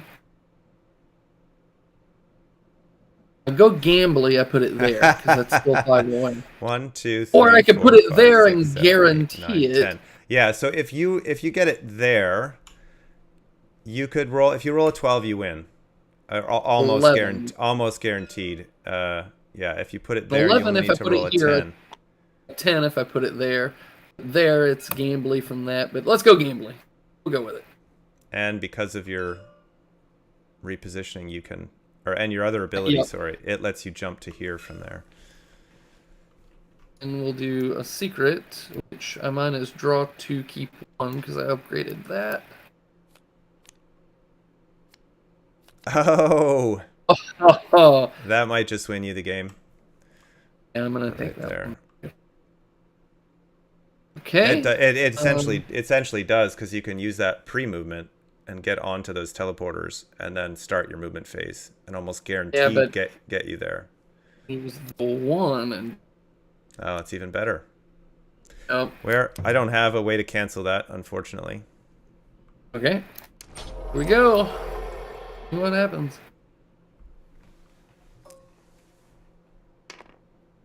I'll take it.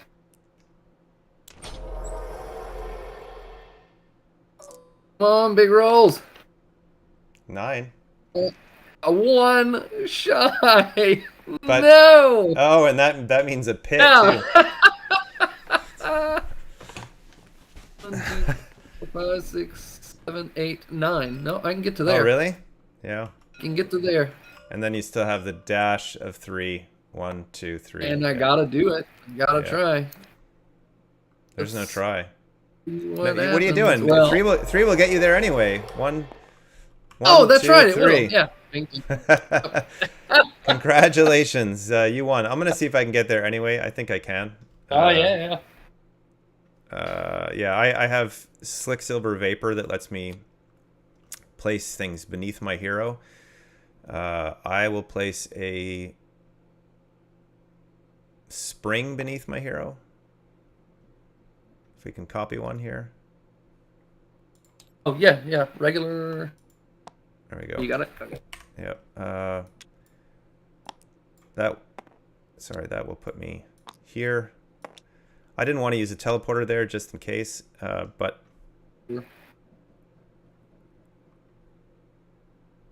now I can use my glitchy portal to place another teleporter. Sorry, another spring beneath me. Wait, what now? I have glitchy portals to place the teleporter. So I use this to make a spring, and then I use my item card to place a teleporter using Slick Silver Vapor. It's the spring you meant. I placed a spring the first time. Oh yeah, and then a spring. Sorry, not a teleporter. So I've placed 2 springs. They got me next to this thing, but I think I can get there with my natural ability. Sorry? Where did this spring come from? Oh yeah, you're right. The first one I would use my teleporter. Yeah, you're right. I don't have a way to do that, so it has to be a teleporter. Yeah. And now this is the big roll. I need to have at least a 3. 3. That's Or 5.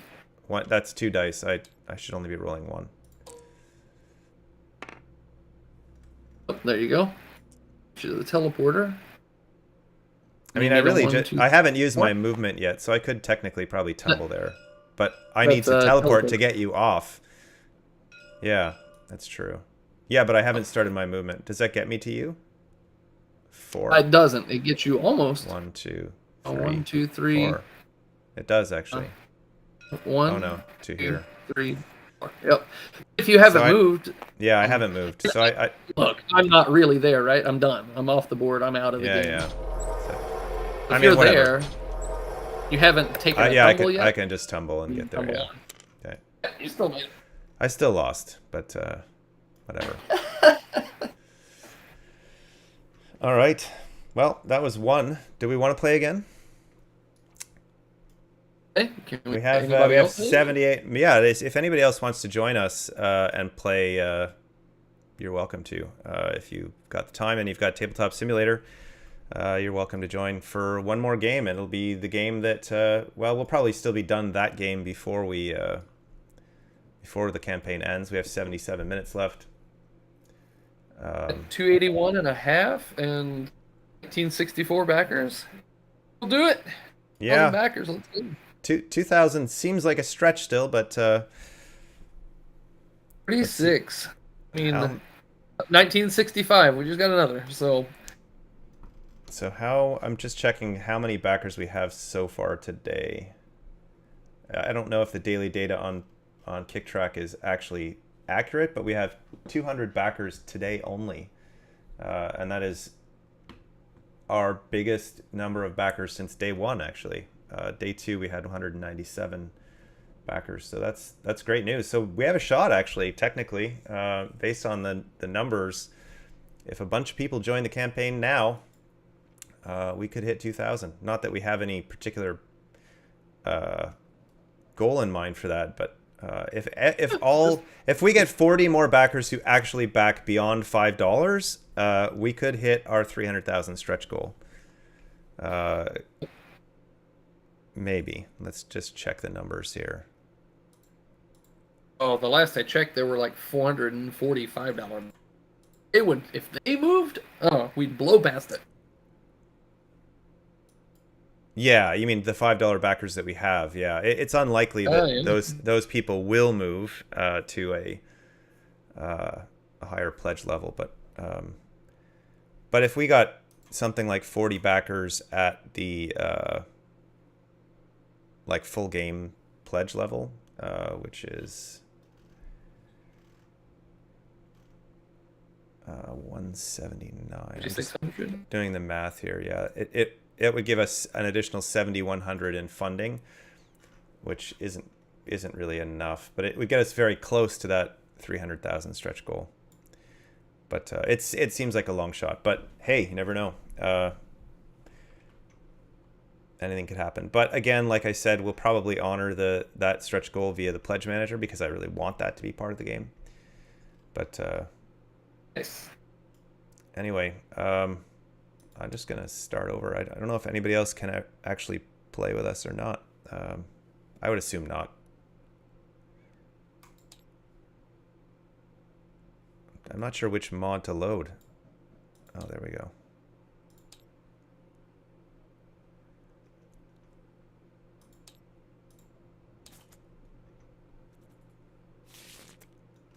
Reset. We could do a 2-player sheep soccer with modifiers. If we're gonna do Oh that, yeah, no, you'll yeah, need we to. can't. Yeah. I mean, 2-player sheep soccer is a bit. I mean, it could still be fun for sure. Yeah, I think actually it would be fun, but we'd have to load the other mod. Might as well. Let's do it. I've never done it 2 players. Let's go with. I'll load the beta mod. Or hey, I got a better idea. Let's do a rally on this board. On this one. Yeah, that's what this is for. Actually, that's the point of this board. It's a rally board. Oh, okay. Okay. Although we don't have the rally tokens. Oh no, we actually should. We do. This is the beta. Yeah, we will have it. Things that I thought about adding are, I was actually thinking about this morning. So one of the things that that I originally wanted to do was 2 cards. It doesn't seem like much, but I think it would be interesting and significant.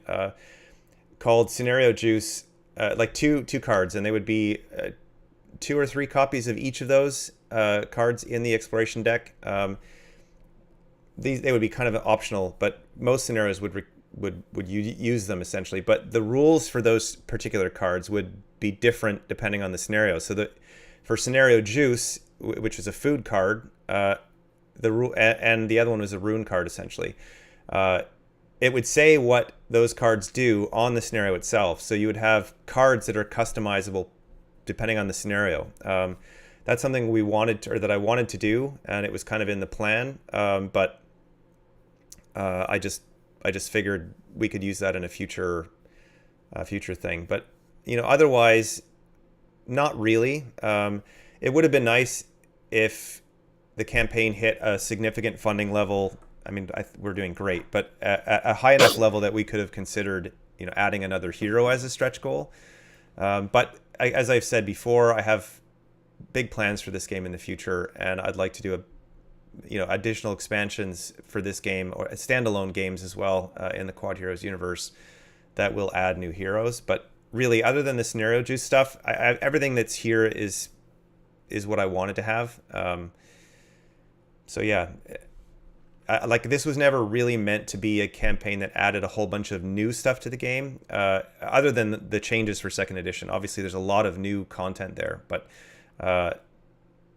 yeah, everything that I wanted to be there is there, really, except the Scenario Juice cards. That, and I forget the name of the rune card, but basically they're just cards that are variable. And if you're making your own scenarios, basically you have built-in cards that you would just write down the rules for those cards as part of the scenario. So it would allow some really interesting flexibility for that.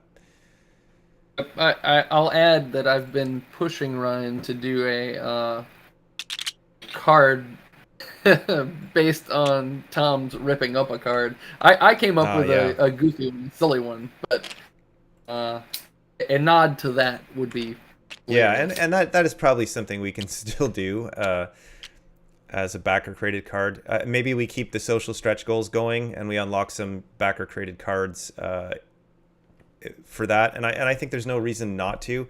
The advantage of social media stretch goals is pretty obvious, I guess. It expands my audience really, and exposure to the stuff that I'm creating. So there's no real reason. I think one of the stretch goals that I should have done, based on the fact that I'm streaming a lot, is followers on YouTube.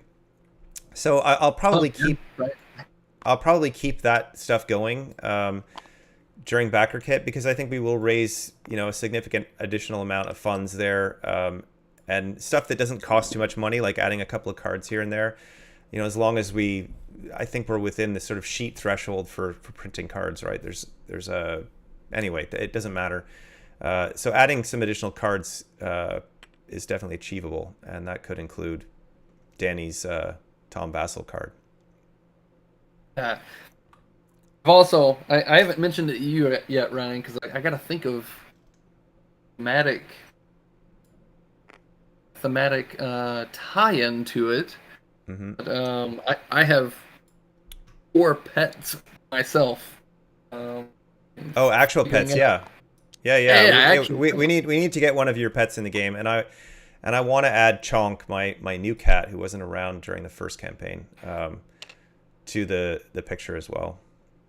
But yeah, we need to honor the pets, and probably Danny deserves a Danny card in the game. So one of the pet cards is called Mike, and that's because Mike Barry helped significantly with the development of this game in first edition, and somewhat in second edition early on. So yeah, I mean, I love having people in the game, even if it's not directly.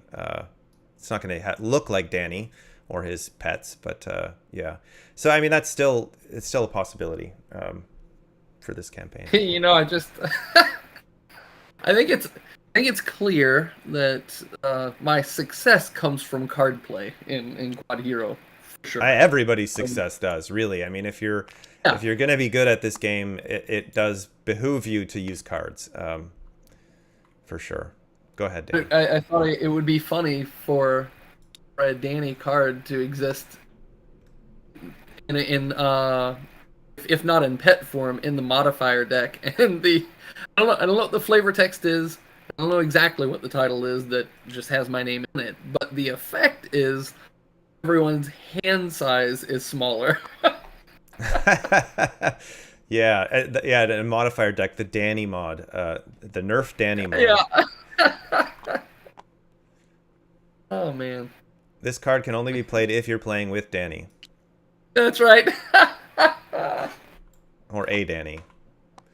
Oh, like the oh gosh. I think we're gonna make this a racetrack. We're gonna make it linear. 1, 2. That's right. That's right. Screw Danny. Oh. Devin has a sound clip of Ryan saying that. Jokingly, of course. Oh, for sure. All with best intentions in mind. Oh man. So we are improvising a scenario right now. By the way, so I think we'll start here, even though there's only one start point, and we basically are going to go around the track and get to here. 1, 2, 3, 4 in order. So it's really just a loop, but forcing people to loop rather than cheating their way around. And maybe we make this, I'm trying to figure out how to make this harder to get to. How about like that?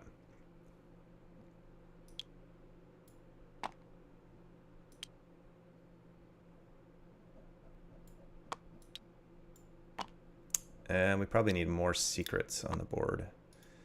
Clone. Ooh, these stat points are going to be rough, but at least we'll have stat points. that's not going to do.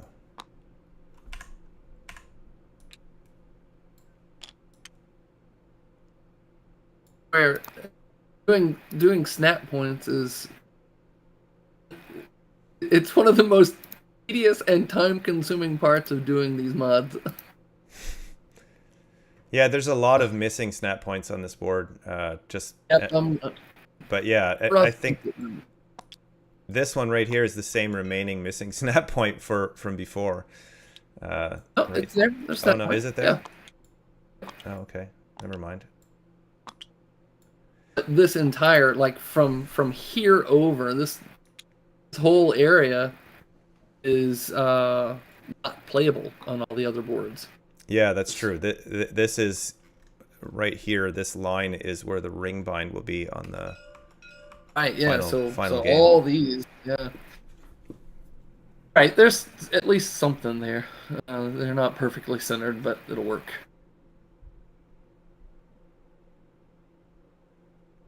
Where did you want this to be? It's kind of on a pit here. Here?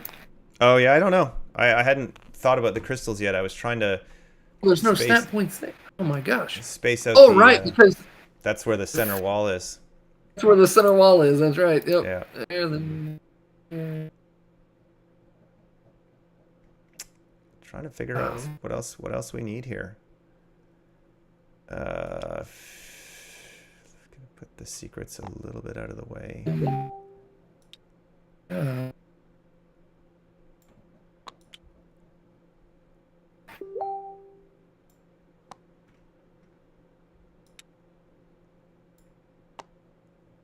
Tony, I will absolutely be working on this mod post campaign. Yeah, so I haven't actually mentioned here. this. I haven't actually mentioned this, but I think, and this is maybe silly, but we'll do it anyway. I think we're going to do a Kickstarter for this, for the mod, to create all of the content and put it in the mod, just to give Danny some payback for that, for all of his hard work on this. And it will have essentially all of the scenario maps and everything once the art is all done. So we'll try to make it a full game, and it'll be a commercial mod, but not an expensive one.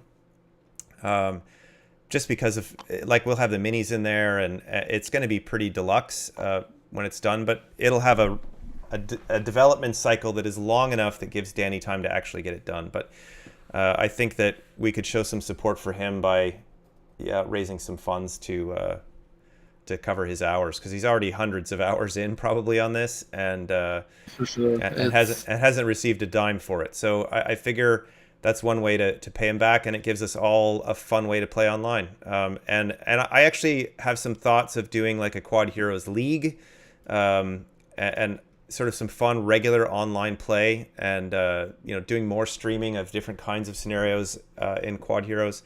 So all of that would be facilitated by having like the full game available on TTS. So that's kind of what the plan is.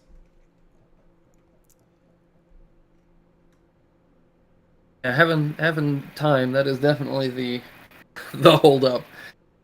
For those that don't know, I do work I have a full-time job, and doing this is just kind of a labor of love when I'm not working.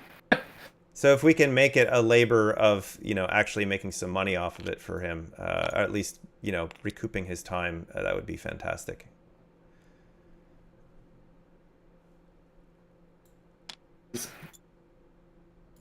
And let's see what one. So we 2, need 3. we need pink crystals on here somewhere, but they kind of have to be slightly out of the way. No idea how much I want to be able to jump this gap for that last stretch. Yeah, and then put a super spring here.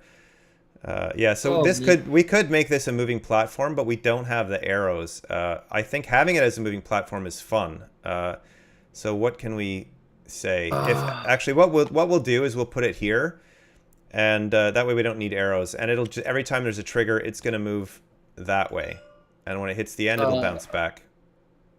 Yeah, that can It's be not our a sweet arrow. spot. It'll remind us it's moving this way. When it gets here, we'll move it there, and that'll remind us that it's moving. Goes that way. Yeah.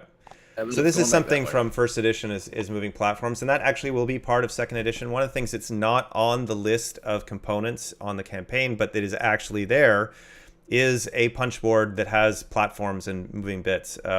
It won't be as extensive in terms of the number of different pieces that are on there, but things like this are part of it. So this is a second edition scenario, and there will be a platform that moves here.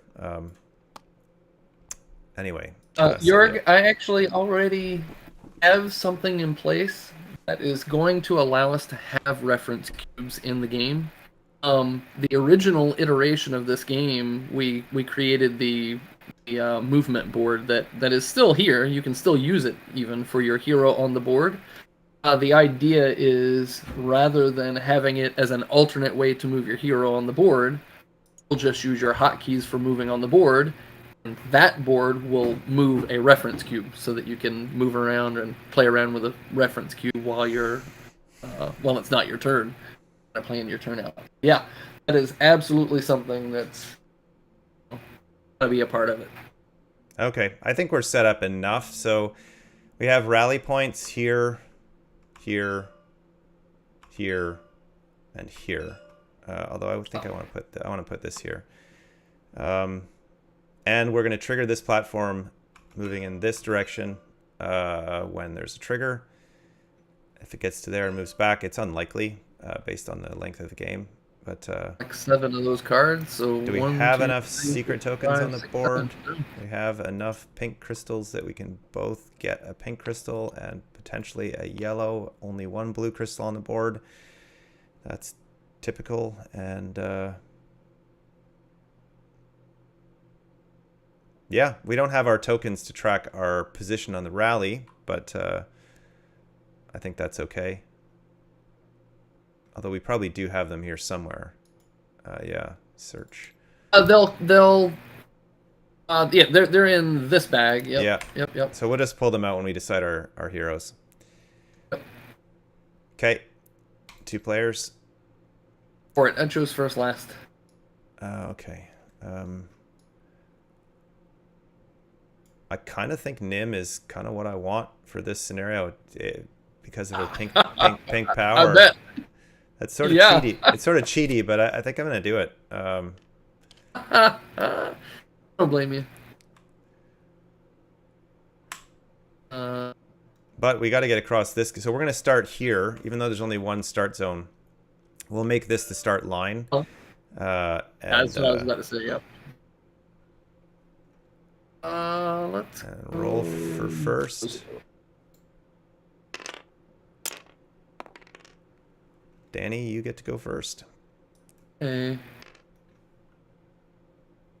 Oh man, I got a good selection of stuff here.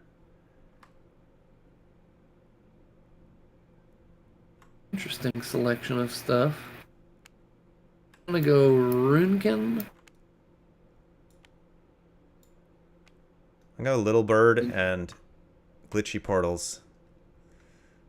Focuser and Runekin. Nice. What's Flux Focuser do? Teleporting is not your movement. Oh yeah, and I'm gonna be placing teleporters, so I totally should be not setting you up that way, but whatever. And if it would explode, I can re-roll. Nice. Too shabby either. Oh, and we also need to. We need to add the. Oh, we don't have the scenario modifiers here. And I can't add them. Subjects. Oh, maybe I can. Hang on. I can because you gave me. Oh, I can't. Well, I can just randomly do a die roll here. So I have the list of cards here, and who wants to do a die roll? Do we have a D12? Yeah, hang on. So I'm just gonna open up the actual InDesign file here with the cards on it and base it on page numbers. Okay, hang on a sec. So you can roll that die twice, and I'm just gonna put this here. There we go. So I'll roll it twice, I guess. 10. So that is quick tunnels. These using tunnels does not end your movement. And, we had that one before. Let's do it. Let's do a different one since we've already had that one on a previous play. So number 5 is teleporters can't explode. We had that one before. Let's try another one. 11. Come on, a new one. Power Surge. Item cards may be activated twice in the same turn. Don't know. And we'll do one more. 8. Water is lava. We just had that one. Yeah. There's not a whole lot of water. I already had a 5. I already had an 11. 3. Explore first. The exploration phase is now the first phase of your turn instead of the last. So what were our 2 options here? We had Got them written down. item cards can be used twice, and number 3. Are you writing them on the board? And we explore first. Okay. There we go. So those are our scenario modifier rules. And Right. To place first. You get to go first. So you can place your hero. I place my hero on the start line first, so I guess I'm just gonna go right here. Rotate my hero there. Ooh, that is not. And that means we each get 2 cards at the start of the game because our queues are up. My goodness, that's. Oh, this is terrible. Why? It's a 3. It's only 2. It's only 2. That's right. It's only 2. This is the binding line, so That's still not enough. maybe I can draw a line down there using. Oh, how do you change the size of the pencil? So there you go. That's not really a space. Okay. The wonders of Tabletop Simulator. Oh man. Yeah. I'll with that, I guess. I guess I start by drawing, which is so weird to do, but It is weird, but it does change the game significantly to have cards on your first turn. for sure, for sure. Oh no, this isn't good. Oh yeah, so we picked our heroes. I will find our tokens here. So we had which hero did you pick? I don't even remember. Zozo.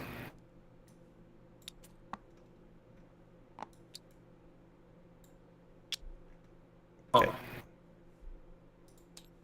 Right out the gate, this is nuts. You mean what you have in your hand? Making any kind of jump. Well, The jump is only 2. you should have 2 cards in your hand because your queue is up. Oh, you're right. It is right.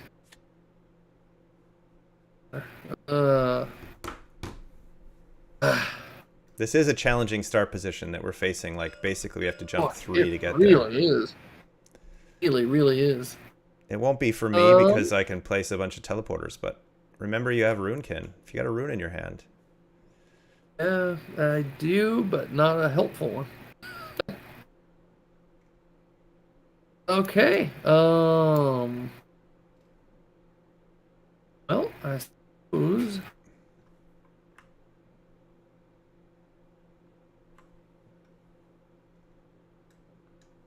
Set myself up for next turn. Bling and then bubble. There. And I will move 0. Oh wait, that's the wrong hand. You can rearrange your skills at the start of the game. That's fair, right? Set them up however That's you true. like. Yeah, I think I would have. What's happening? Swapped arms, yeah, on the slides. Yep, that's exactly. Yep. And then power down. I won't play anything. And event time. Player gives a card to the player on their left. Oh, I don't have any cards. We'll give you.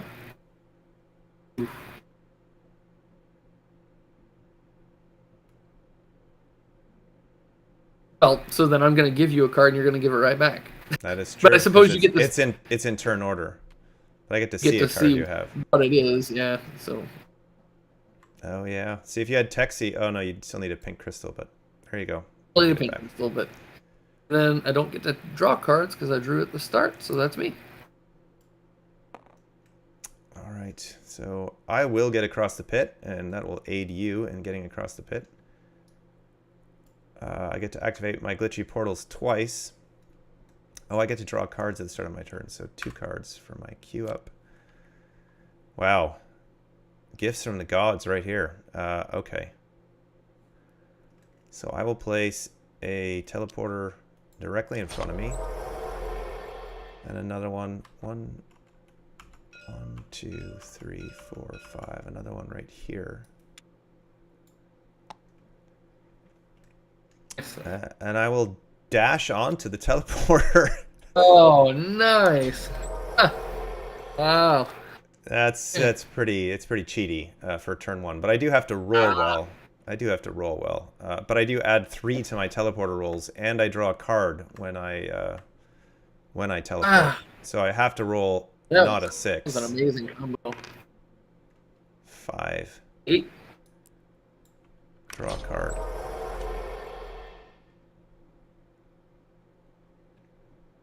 Teleport again. You do. 8. Wow.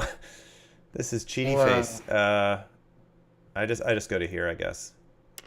I apologize that I'm cheating so badly.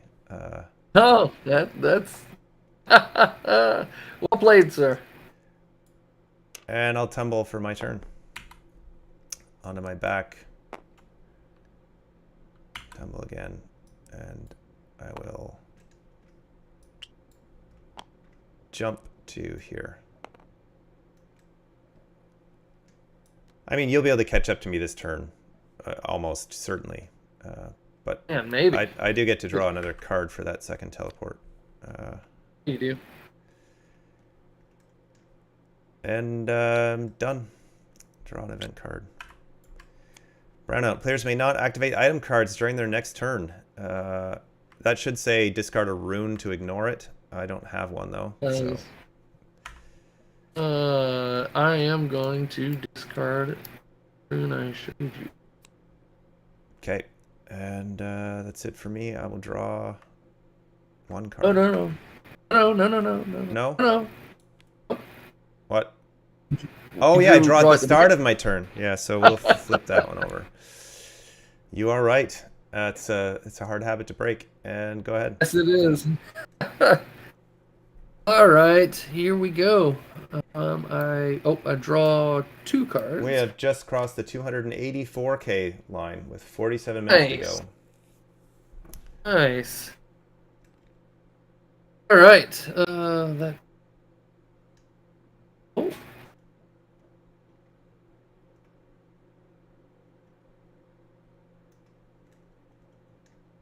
You disappeared, Danny. Oh, sorry. 4.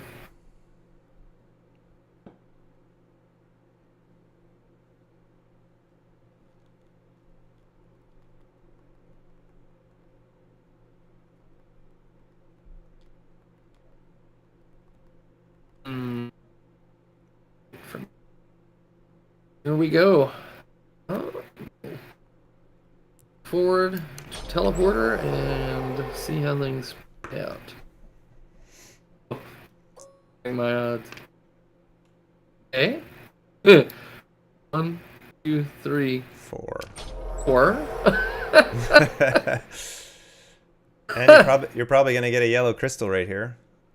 maybe. Oh, or, man. or the other teleporter. Nice. Okay. Thank you so much, Matthew. Oh no, I can re-roll rather than it explode. Oh, weird roll, but okay. 4. 1, 2, 3. 1, 2, 3, or 1, 2, 3, 4. 1. Oh yeah, you're right. You can get to that teleporter. Oh, I think I gotta. And Nice. 5, 1, 2, 3, 1, 4, 5. Or I 5. have Yeah, that's right. teleporters don't end my movement, and I haven't activated my face yet. Oh, teleporters don't end our movement at all, do they? Oh They. no. Oh no, that's your they- ability. That's your ability. I'll do that to get that. I think this race is going to be over in a hurry. Much faster than I anticipated. Oh man, this is just to play it to be funny. It's not. Ooh.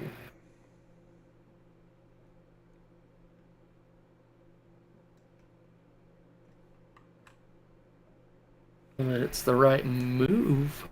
Hmm.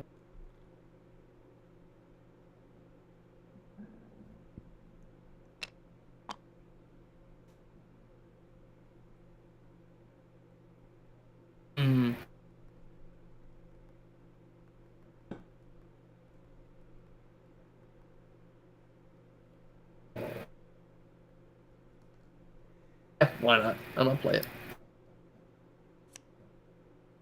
Swing rune. Spawn point within range 6, which will put me right in front of you.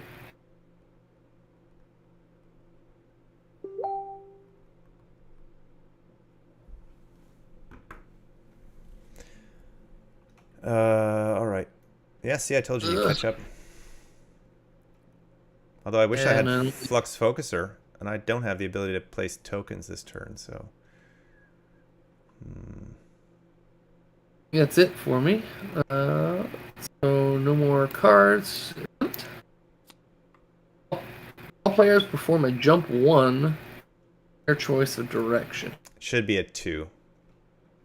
Yeah. Just based on previous thing. I'm going to go get this secret token.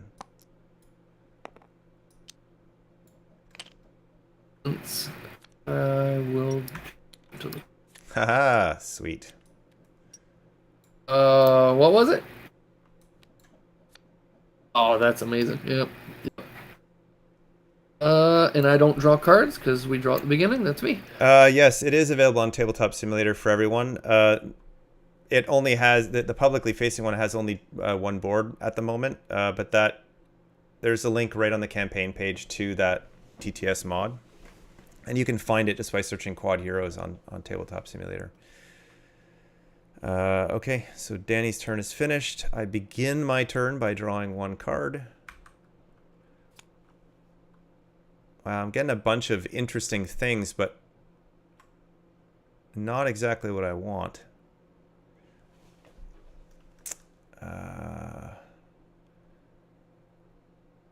But I think I'm going to cheat my way here across this pit. I'm going to play Levitation Berries. And ignore non-walls this turn so I can float across the pit. I will play Crystal Extract number 3 to dash 3. 1, 2. Oh. Oh. What was up? Don't remember. Oh. I tried to catch the stream quick enough, but I didn't see it. I think my feet were up.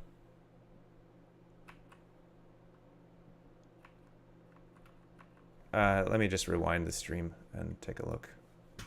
Okay. Yep. My feet were up and my face was facing west.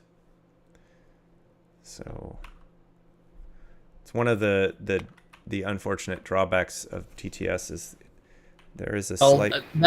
We can address that, I'm sure. That will get fixed when we get minis. So the way I The don't have reason this my weird stuff happened, my shortcut keys aren't working anymore. I don't know what I did. you didn't hit reset, did you? I don't know if I did. mine I think are. no. No, you didn't. Mine's working. Yeah, mine's not working anymore. That's fine. I can just grab my control panel. Weird. No, that's not working anymore. That's really weird then. I don't know if it's because I clicked on YouTube. Don't know, but no, because I didn't. Mine works for me, but this is not working for. That's problematic. That is problematic. I don't know what caused that. Let me just check my keybinds here to make sure. Oh, they're not even set up. Oh, wait. Oh wait. Try it again. Yeah, because now this is working. Oh yeah, mine's working again. Great. Okay. It's weird. So is feed it that up. space? Really, it's not space. No, It's I weird. don't think so. It is that space. What? Yeah. This That makes is no bizarre. sense, but it is bizarre. I don't know what my blue crystal power is for Nim. Yeah. Start of your turn, you may tumble 2. Do not activate a second skill. Wow, that's interesting. I don't think I remember playing with that blue crystal power yet.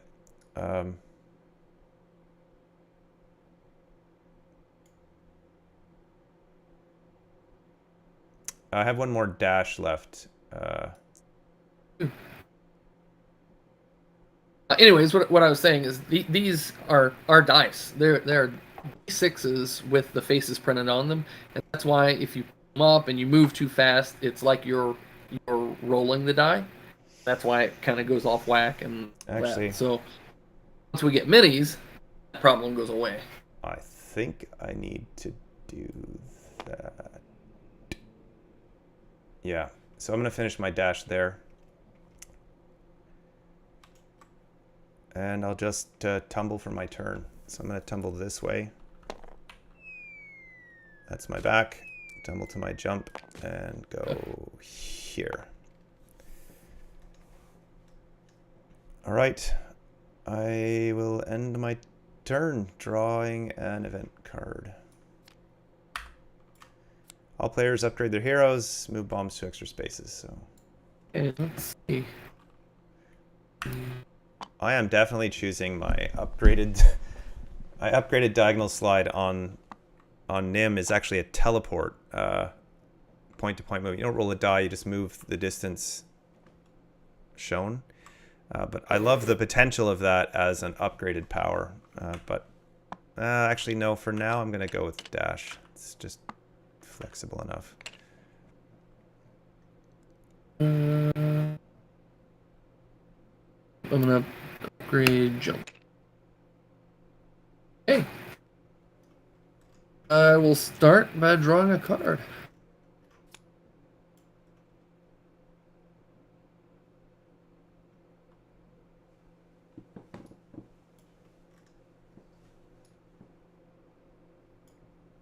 Let's see.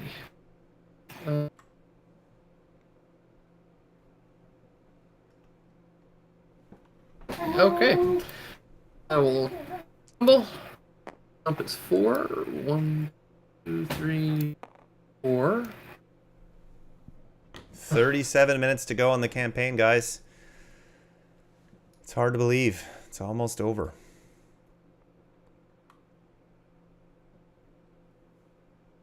Sorry, go ahead. I don't want to lose it, but I'm gonna play Lodestone and discard my item and draw 2 and see what I get.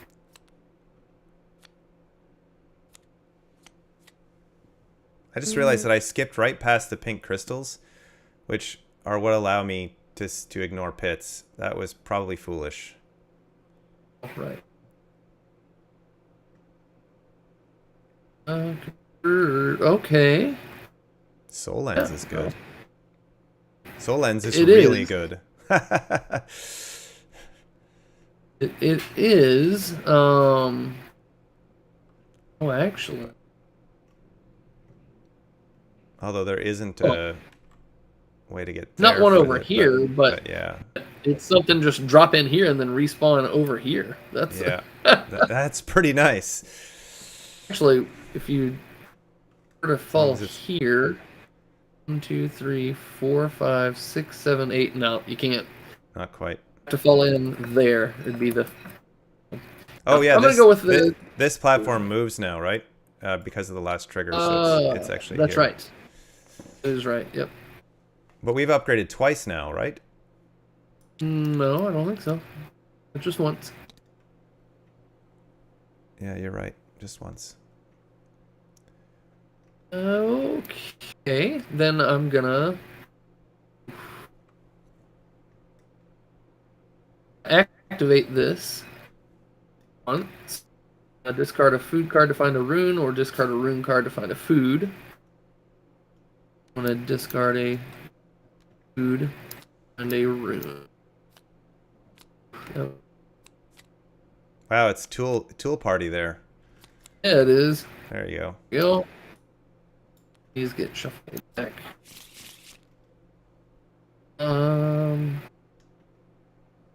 That's one activation of it. I can activate it again because of the Modifier. modifier. Before I do that, use my pink. I can steal and pick up collectibles range 2, so I'm going to pick up the secret. Nice. That's not too shabby. And then I will...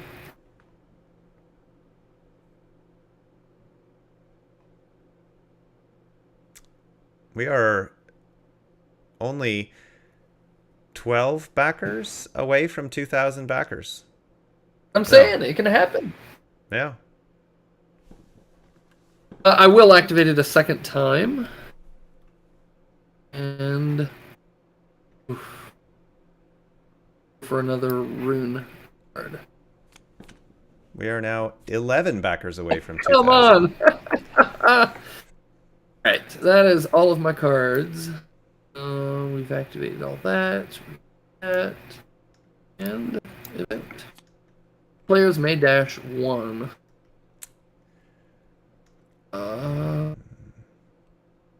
I will dash to here.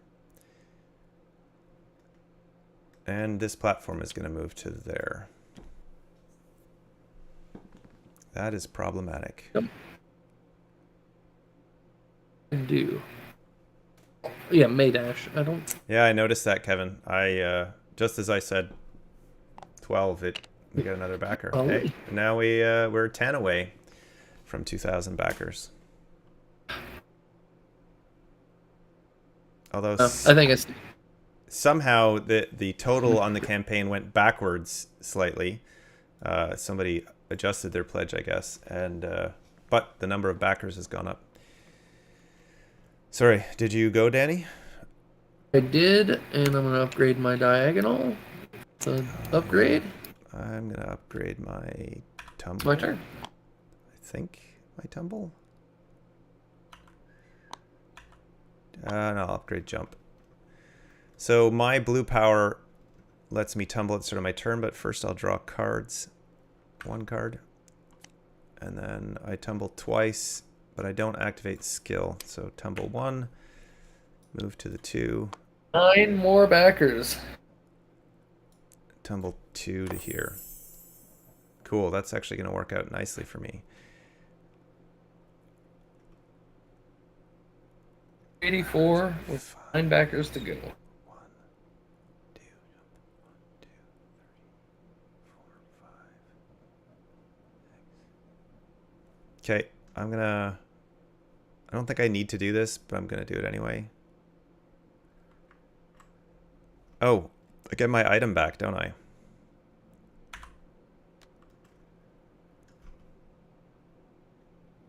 It's only range 5 though.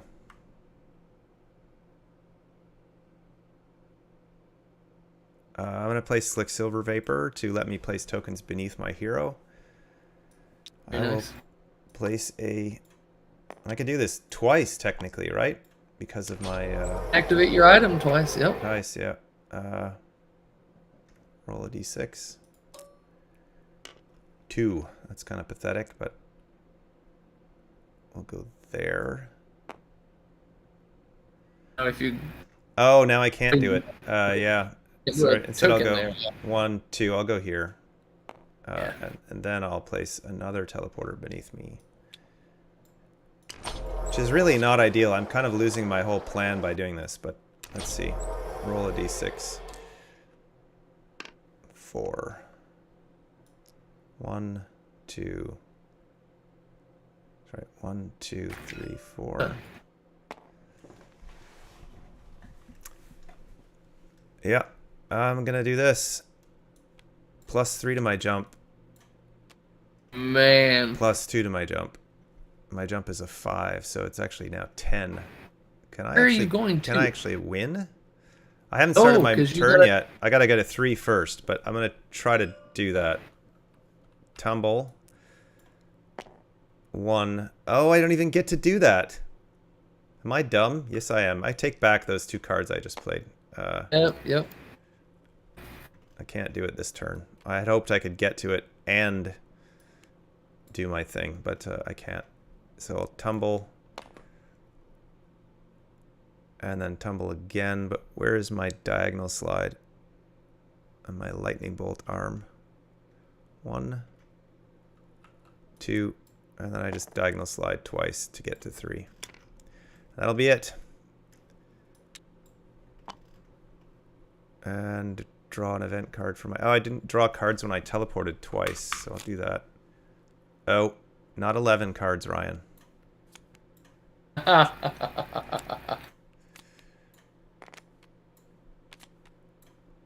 So I'll just put all back but the last 2, which are these 2 cards right here.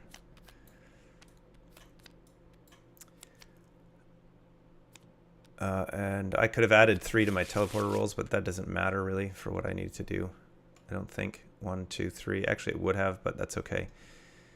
Can't take backsies on my whole turn, and that's it. Draw an event. All players may slide east or west. I will slide west and end my turn. Go ahead, Danny. Know that well.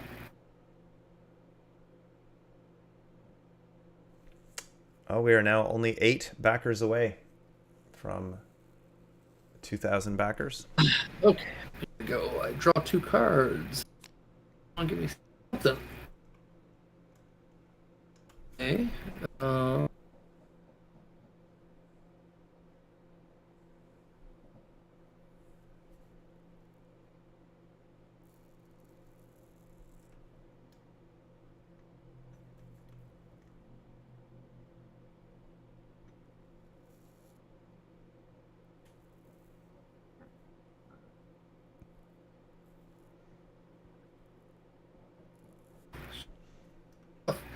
Okay, here we go. I will play that guy. Spring there.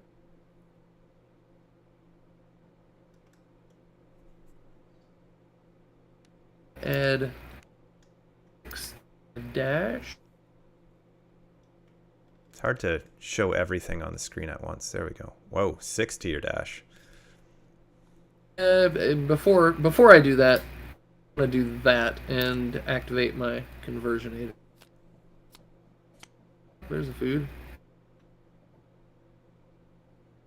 That's pretty good. It's a good one. I'll activate it. That's even Oh, better. that's even better. Oh my god, especially since you just... Oh, to your dash. It's too bad your dash isn't up. But you But can it's jump. about to be, and then Yeah. I could activate that again. Yeah. Oh, you can But use boogie it's not gonna beans. matter. Oh yeah, you could use boogie beans at the end, but you'll already be at 3 anyway, probably, unless you have a way to ignore pits. Right, that's the catch, is the ignoring pits. Right, here we go. So my dash is 7.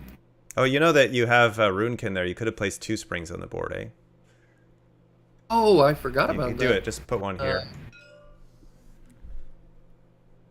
Yeah, Or- exactly. Yep. Yeah, that makes sense. Yep. Just I helping don't you know out that there. it matters. I'm feeling bad for you that you're not winning right now, but I have a feeling it's going to change really quickly. Well, I don't know. You've got that on lockdown, and I'm nowhere near having that big gap. Here we go. All right, 1, which will bounce, bounce, bounce. You've reached 2. 2, 3.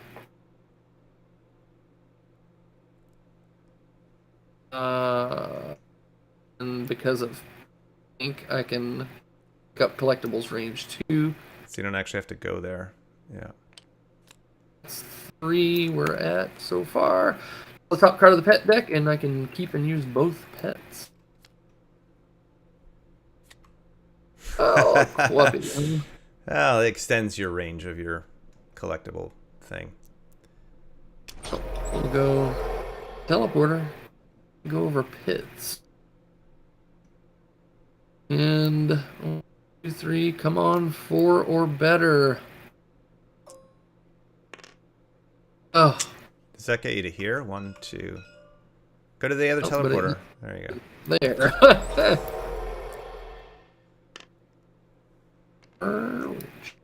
We are now 6 backers away from 2,000. No! Oh no! That sucks. We'll go there. Oh man. And that. Oh. I don't.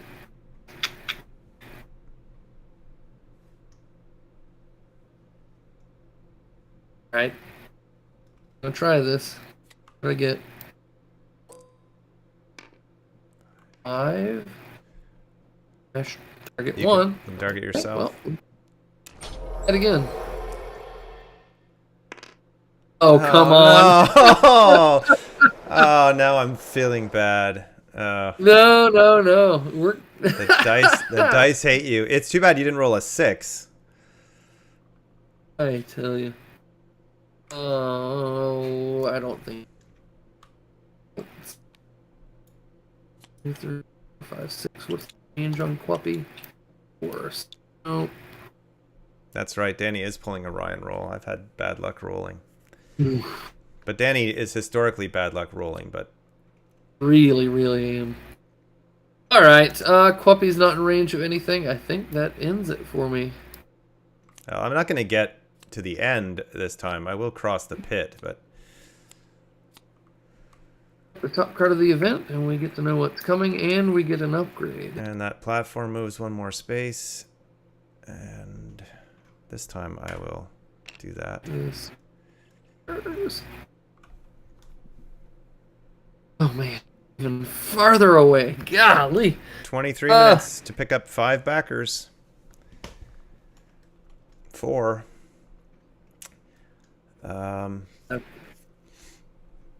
Okay, start of my turn, draw 2 cards. I got a fistful. I might be able to make it to the end here. I upgrade that. I'm already at 3. Although I kind of don't want to make it to the end. It says I can tumble twice at the start of my turn if I choose. Sure you do. 1.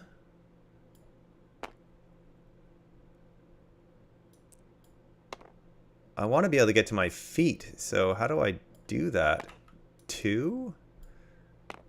But I kind of want to get to my feet and have it be lined up to land on the end, but I don't think I can do that. So I've tumbled 1, 2, yeah. It's over 15k away from 300 mark too. Yeah, seems unlikely, but hey, miracles do happen.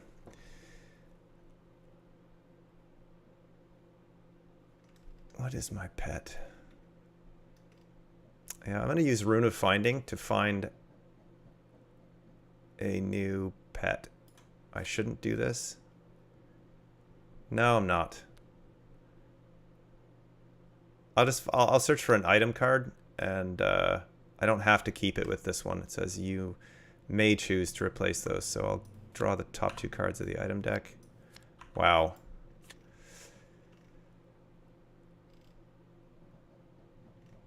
And shockingly, I'm not going to take either of these, I think, even though the hoverboard is really good. Am I stupid for not taking that?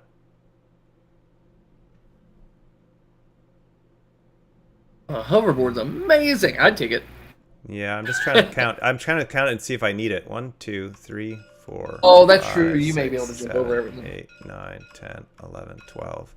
Yeah, no, I don't think I can jump that far. 15s before. I'm just saying.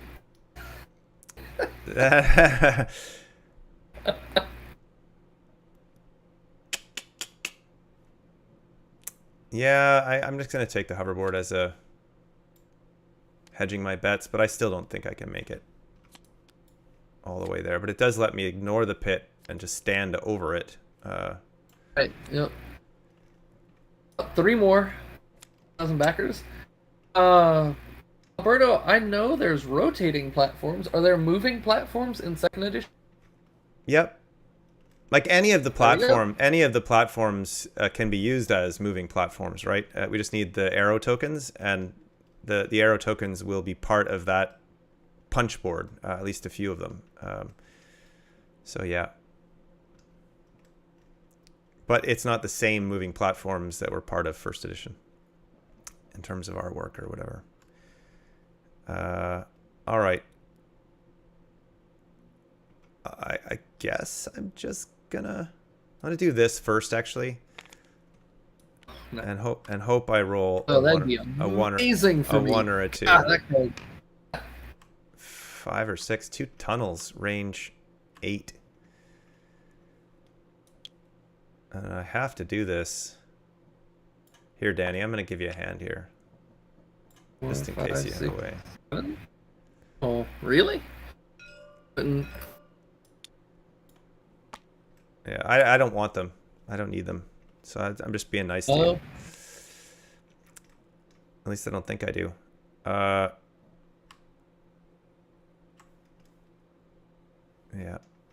I'm just going to go +2, +3 to my jump. So that's 10. And I'm going to tumble here and jump 10 spaces. 1, 2, 3, 4, 5, 6, 7, 8, 9, 10. Yep. As long as the event doesn't come up, although it can't actually, since we've already had that event, so we're safe from losing them. I'm floating over floating over the pit. And that's it for me.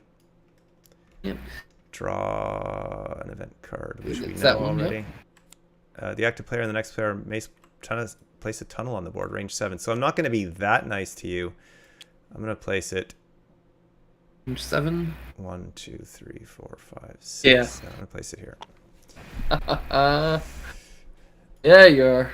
And that's it. Go ahead. 2, 4, 5. 18 minutes left, folks, and 2 minutes, or sorry, 3 more backers until we hit 2,000 backers. Okay. Start by drawing 2.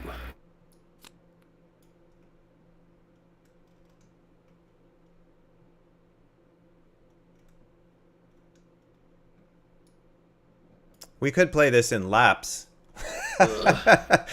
We have to make 3 laps now. That would make the stream go forever. But I think we'll probably end up finishing just as the campaign wraps up. I get again. Danny plays Lodestone. Crystal Test Kit. What? There we go. Before you move. Oh, they'd be pink, which is rooted. That's not great. Having 2 pets is good. You would get another pet essentially. I'd have to find a way to get another pet. It says draw. Oh yeah. It doesn't give you another pet. I thought it did. And I've already hit the start of my turn, so that wouldn't. I need to remind me. I need to change the wording on that card to say you may have an additional pet in play. Yeah, right. Yeah, especially with Forest. Yeah, with Forest Round, you can have multiple pets. Oh, just in case. Let's see here.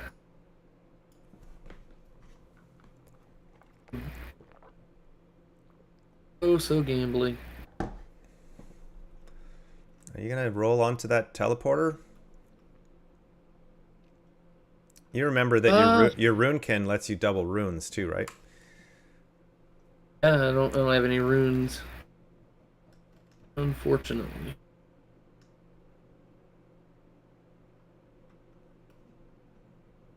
Uh,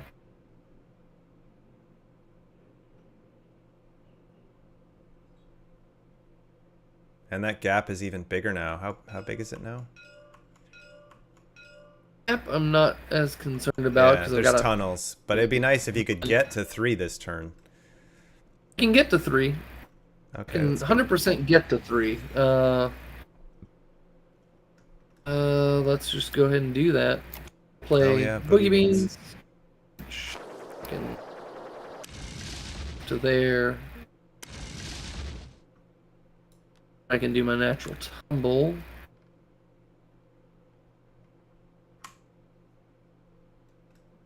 Yes.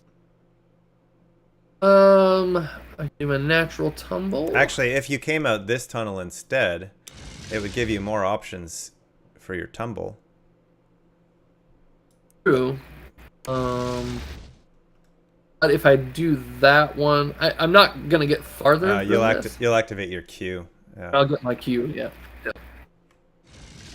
That Jeez, what? Draw a secret card. would be 2 two more. secret cards. And you're not within range 3 of me, so yeah. So do that, which essentially means one at a time.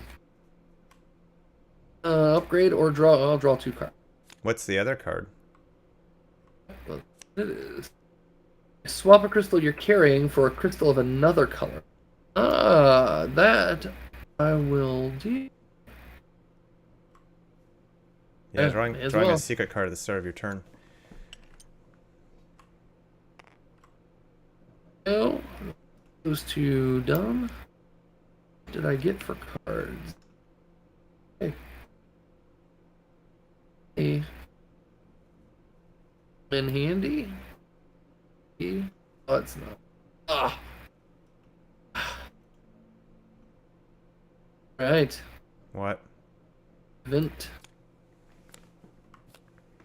Trigger sheep twice. Well, Upgrade. you are one more space. No. Wait, upgrade. I'm still not sure if I can get there on this turn. Go with that. That's funny. I must be able to. Yeah, I can. Ding. With my blue power. Oh, nice. Oh yeah, for sure. Think. And show you. 1 backer away from 2,000. Who's the lucky one going to be? 13 minutes to go. There we go. We are at 2,000 backers. Thanks, everybody. Nice. Very nice. See, $19.99. You sure? Now I just need $15,000 in backers in the next 12 minutes, and we unlock a stretch goal. There. Maybe somebody just wants to donate at the don't require a reward level. Just Bill Gates is watching. Says, yeah, I really feel for this Right. guy. Let's get him. Let's get them to the stretch goal. Elon Musk. Come on, Elon. Yeah, I know you're watching, Elon. Help us out. That's right. Throw us a measly 15 grand. It makes no difference in your life. Oh man. All right, is it my turn? It is your turn. I have the blue power. I get to tumble twice. I'll just go. Sorry, that's 1, 2. Don't forget to draw. Oh yeah, sorry, didn't do that. 2 cards. I don't need it. I mean, I think I don't. What is my dash? My dash is only 1. Oh no, it's 4. I'll just tumble here and dash 1, 2, 3, 4. Oh. I should have played a teleporter first. Actually, I'll do that before I dash. Before I tumble, I'm going to place a teleporter here. A spring here. Spring there. And let's put these away.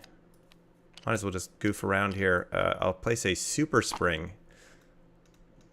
Oh my gosh.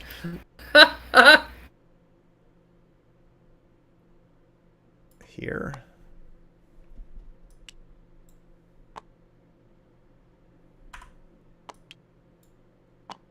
All right. So I was starting here from my dash, I believe, yeah. So I'll go 1, 2, oh no, 2. We know you on your face.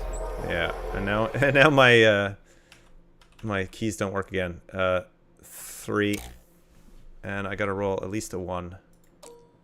Man, can you do it? Oh, 1! Woo! Got to the end. All right, Danny, let's see if you can make it. Let's see if I can. You tremendously helped me. We have 2,001 backers. Yay!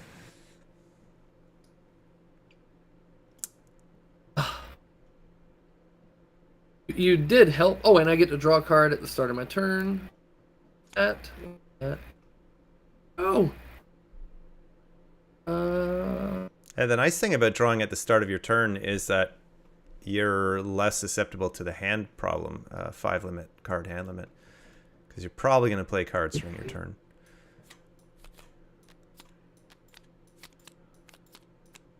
Did I draw an... Oh, we didn't do an event because I left the game, but technically I suppose that should happen anyway. But just counting the number of turns we played.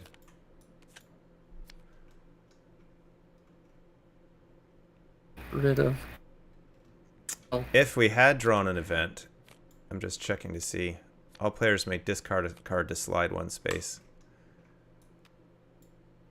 I was wondering if it was going to be a trigger to move the platform. There.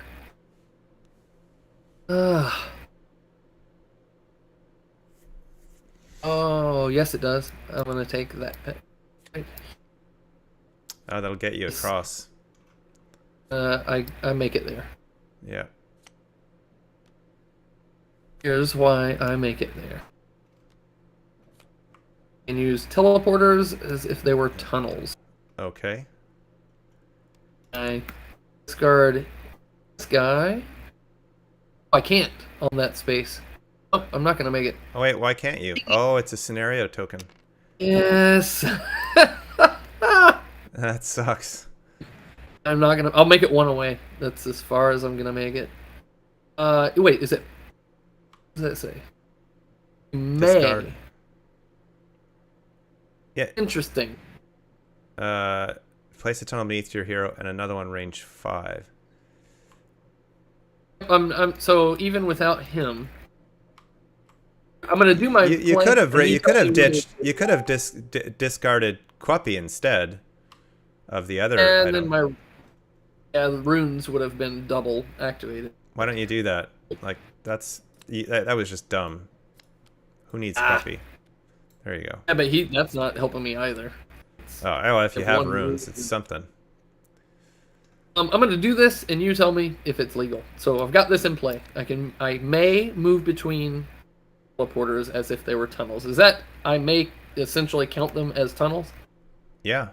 But it's between teleporters, so you'd have to go from a teleporter to a teleporter, not a tunnel to a teleporter, because there's between teleporters, right? But yep, then I think the rule should be that you treat teleporters as a tunnel, but I think really no, because it would create like a network between the teleporters as opposed to, yeah, it's between teleporters. So it would have to be another teleporter. Yep. I do.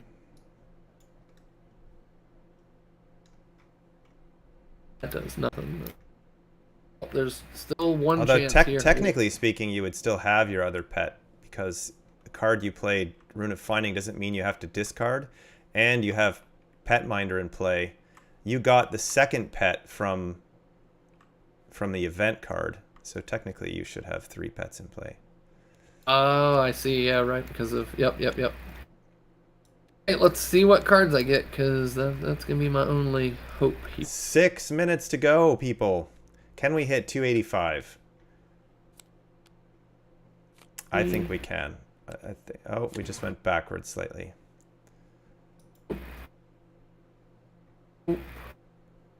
Unless I'm confused, yeah.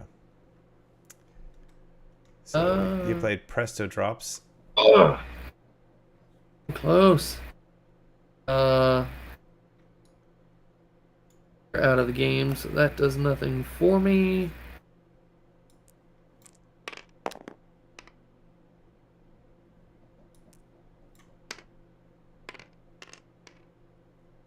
This happening. One away is the best of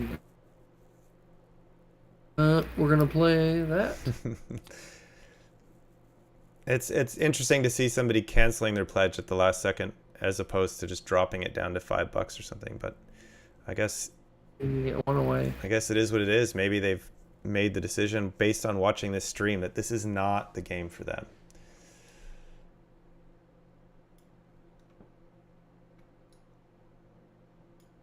Is it 7? It's 2, 7. 3, 4, 5, 6. There. Did you draw a dash card? No. Oh, I wish. I wish. Okay, we'll get rid of B. Hey, maybe you will draw your favorite pet and it will save the day. Ah! No, Very that one. Quodd Mother does nothing. You get 2 for though. me. You draw the top 2 cards of the pet deck. 2, sorry. Oh, yeah. Yeah. And keep one of them. Try That's adding- not useful either. Let's see. I don't think so. I think the best I'm getting 4 is minutes to go. a tumble there. That will send me there, and I can do the secret. That's funny that you say that, George, that I kind of have a plan for, not necessarily an RPG, but I'll talk about it at a future date. But we are 4 minutes away. I just wanted to stop before the campaign ends, just to say thank you to all of you guys for your support.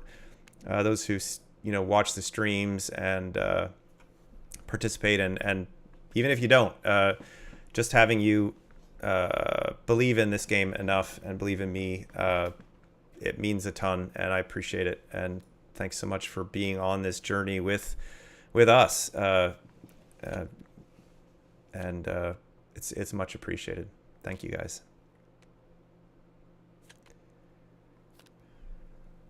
That's it. Well done, sir. I could not. You can't get any farther. Not.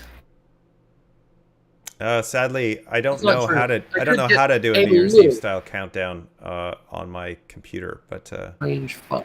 1, 2, 3. I take it back. I can get right there. Because I could discard that guy.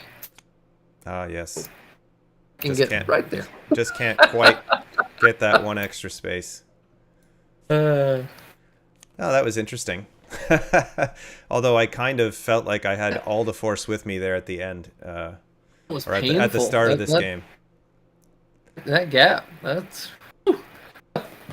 Yeah, it's dangerous. I mean, the actual final default scenario setup for this won't be exactly what we just experienced, but this will be a rally board, but also usable for lots of other things, just based on its size and layout.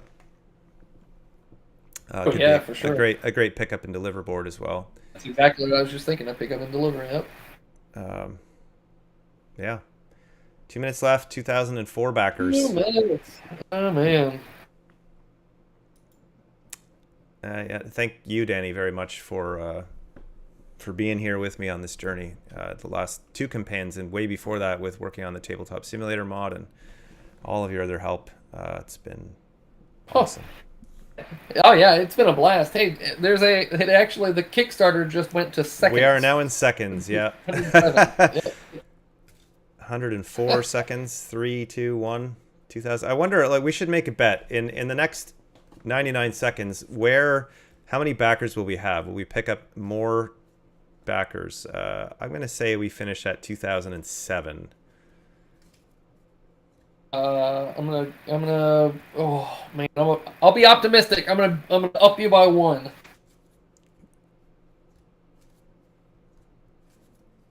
6. Tria photo on the YouTube stream is my nephew Austin. So thanks, Austin, for joining us, and Kevin, who's a lifelong friend.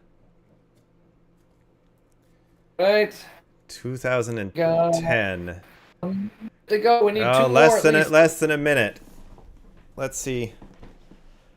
I'm gonna create another secondary Facebook account just to win this bet, or Kickstarter account. Back my own project for $1. Oh no! Come on, somebody. Yeah, I don't know if we're gonna get there. Somebody's got to get their pledge locked in the next 30 seconds.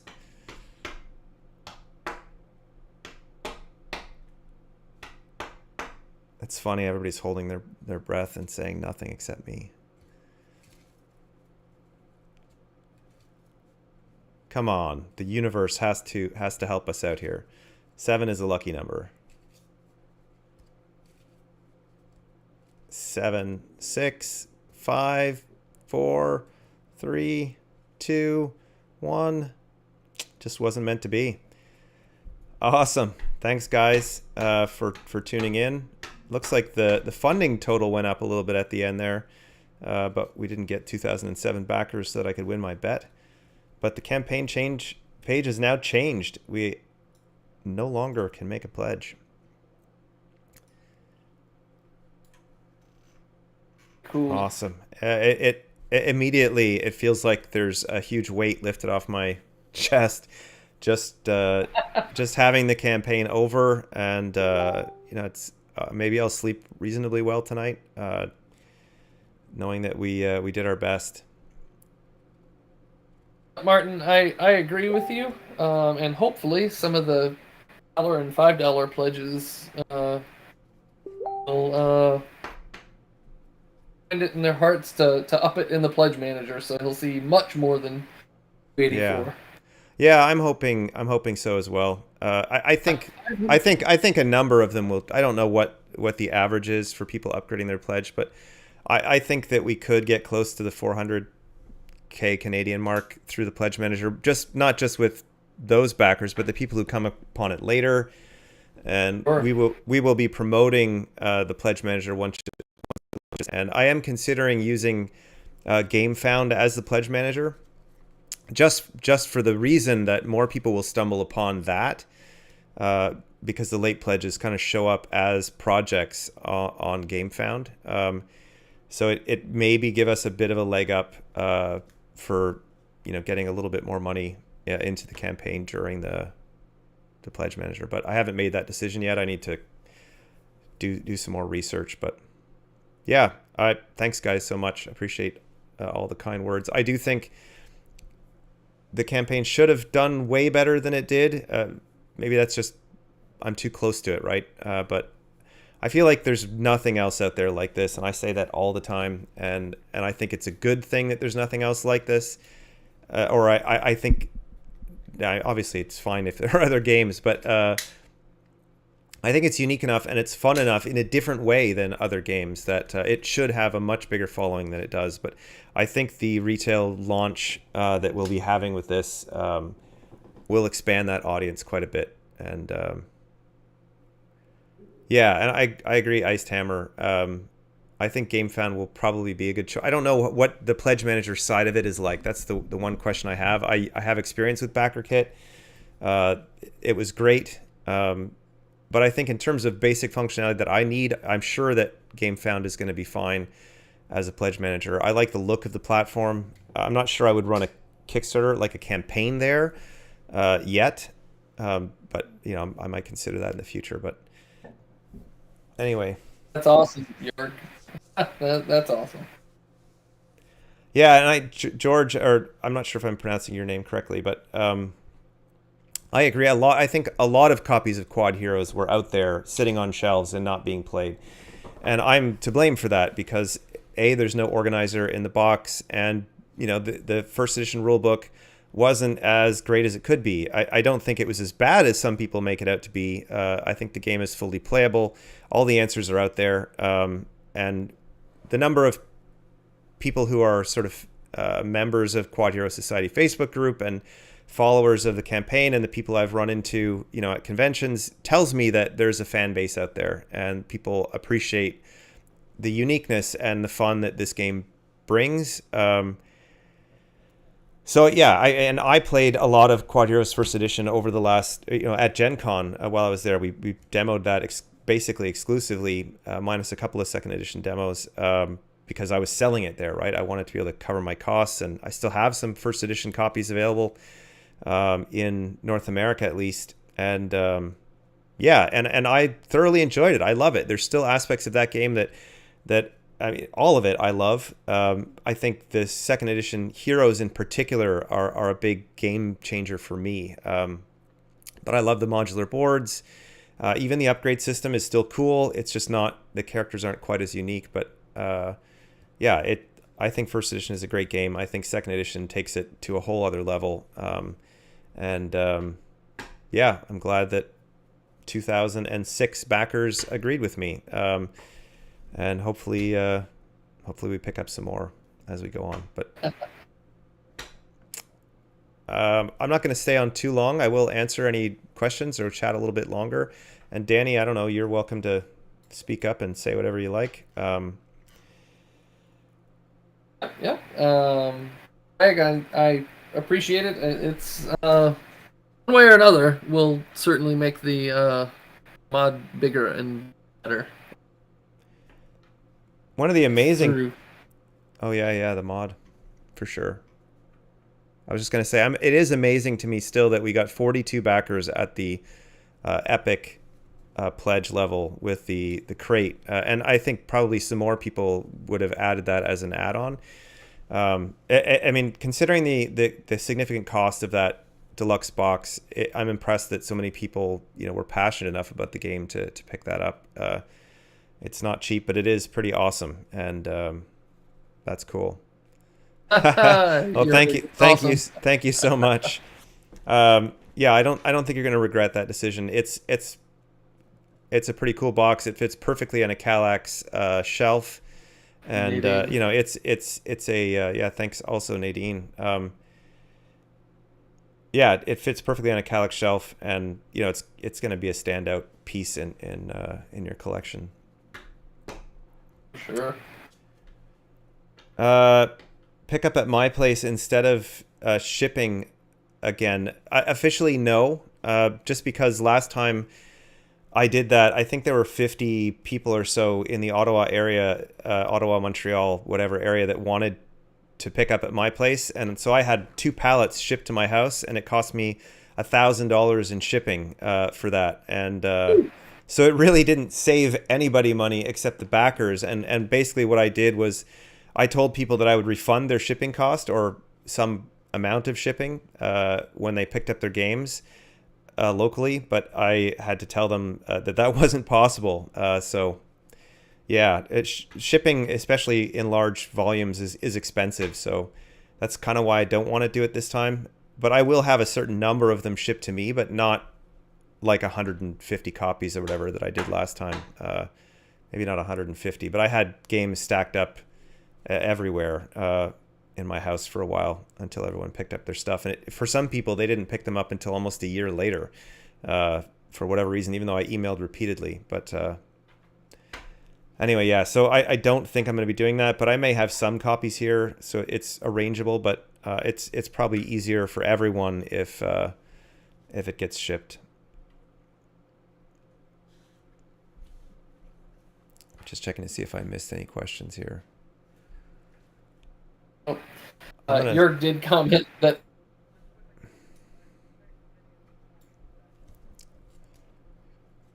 Oh yeah. Yeah, this may be something the wives don't necessarily know about, and just keep them away from the credit card statement for the month at the end of this month, I guess, when those cards are charged. But yeah, I can understand that. I mean, I wouldn't back it myself if I mean, I still don't even own a copy. That chest belongs to Frank, who is a great contributor to this campaign, just not vocally and out in public, but he's the guy who designed that wood box and built it by hand, and the same with the wood insert, which I have a copy of in my first edition box there behind me. But yeah, that's his sort of the only existing prototype. I think our partner Laserox in Hungary, they made a prototype as well, so he's got a copy of it there just based on our files, and but it's missing the blue crystal there on the front. That's something we still have to source. Frank actually poured that crystal that's on the front of that box out of resin himself, but we'll have that part made.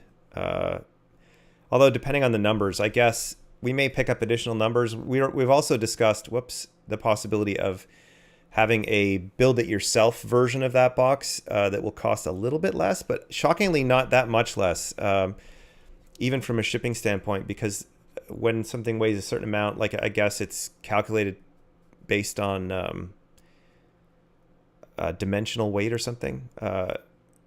So the weight is essentially the same, therefore the cost to ship it is the same. So the only difference is whatever the $30 additional it costs us for them to assemble and build that thing. But it may be an option for us to just put a kit out there if people want it. It may cost a little less to ship, but you'd be able to finish it in the same way you want it and put it together. But yeah, it is nice. Although it still has Frank's copy of the game in it, really, and I haven't got any of the second edition prototype bits in there. So it's just first edition. So I don't think I've ever actually played from that box, because it's not my copy of the game. So when I play, I just use my own box. But oh, we've got some spam. We've got some spam on the channel there. That's interesting. Yeah, we know we're big when we've got spam in a chat here. I don't know if there's a way to delete or block somebody from a thing, but yeah, chat 69 needs to go to hell. Sorry, that was probably a little too rude even for that.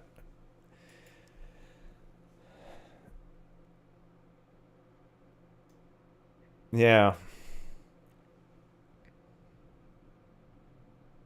Yeah, you're welcome. Thanks for your support, Richard, and for watching the stream here.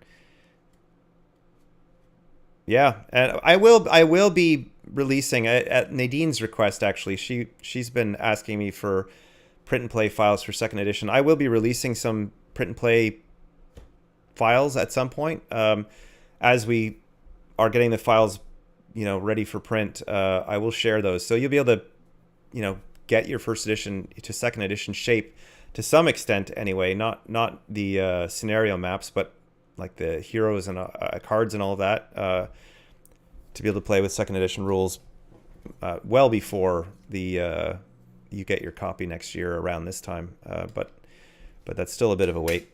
And also we have Tabletop Simulator, so I'm guessing that we might add a few more of the stuff that we have on our beta version.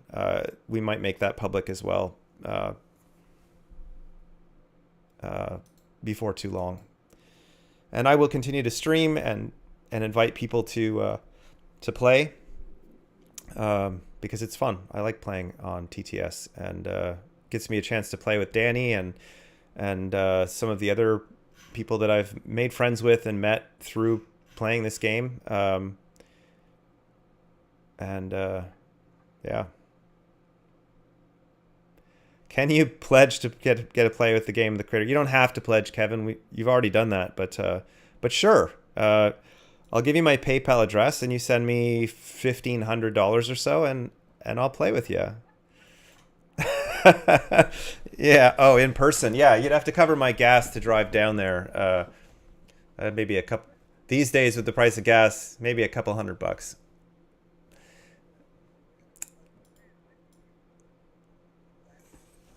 Yeah, it's true. It's about 8 hours to get between here and where Kevin lives, which is my hometown, the place I was born, down in Windsor, Ontario, which for Americans is about a mile from Detroit, Michigan, across the river, basically.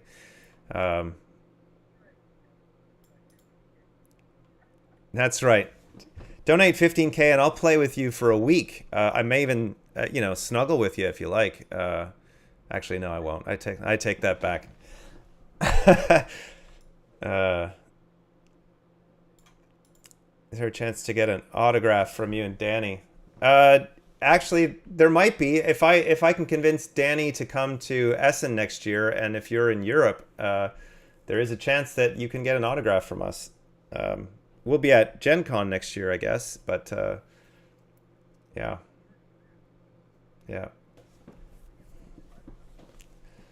Yeah, well, if I can find a way to bring you there, you're welcome to come. But I think we can make it happen.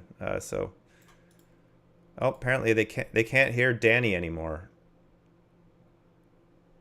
Let's see. Did I do something?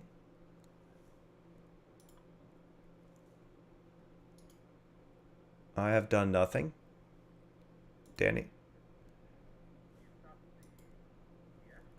Oh, yes. Yes. Yeah. That's why you've been talking the whole time. Yeah, we got to go back over here because onto the TTS, because that's where I have the Discord audio feed in there.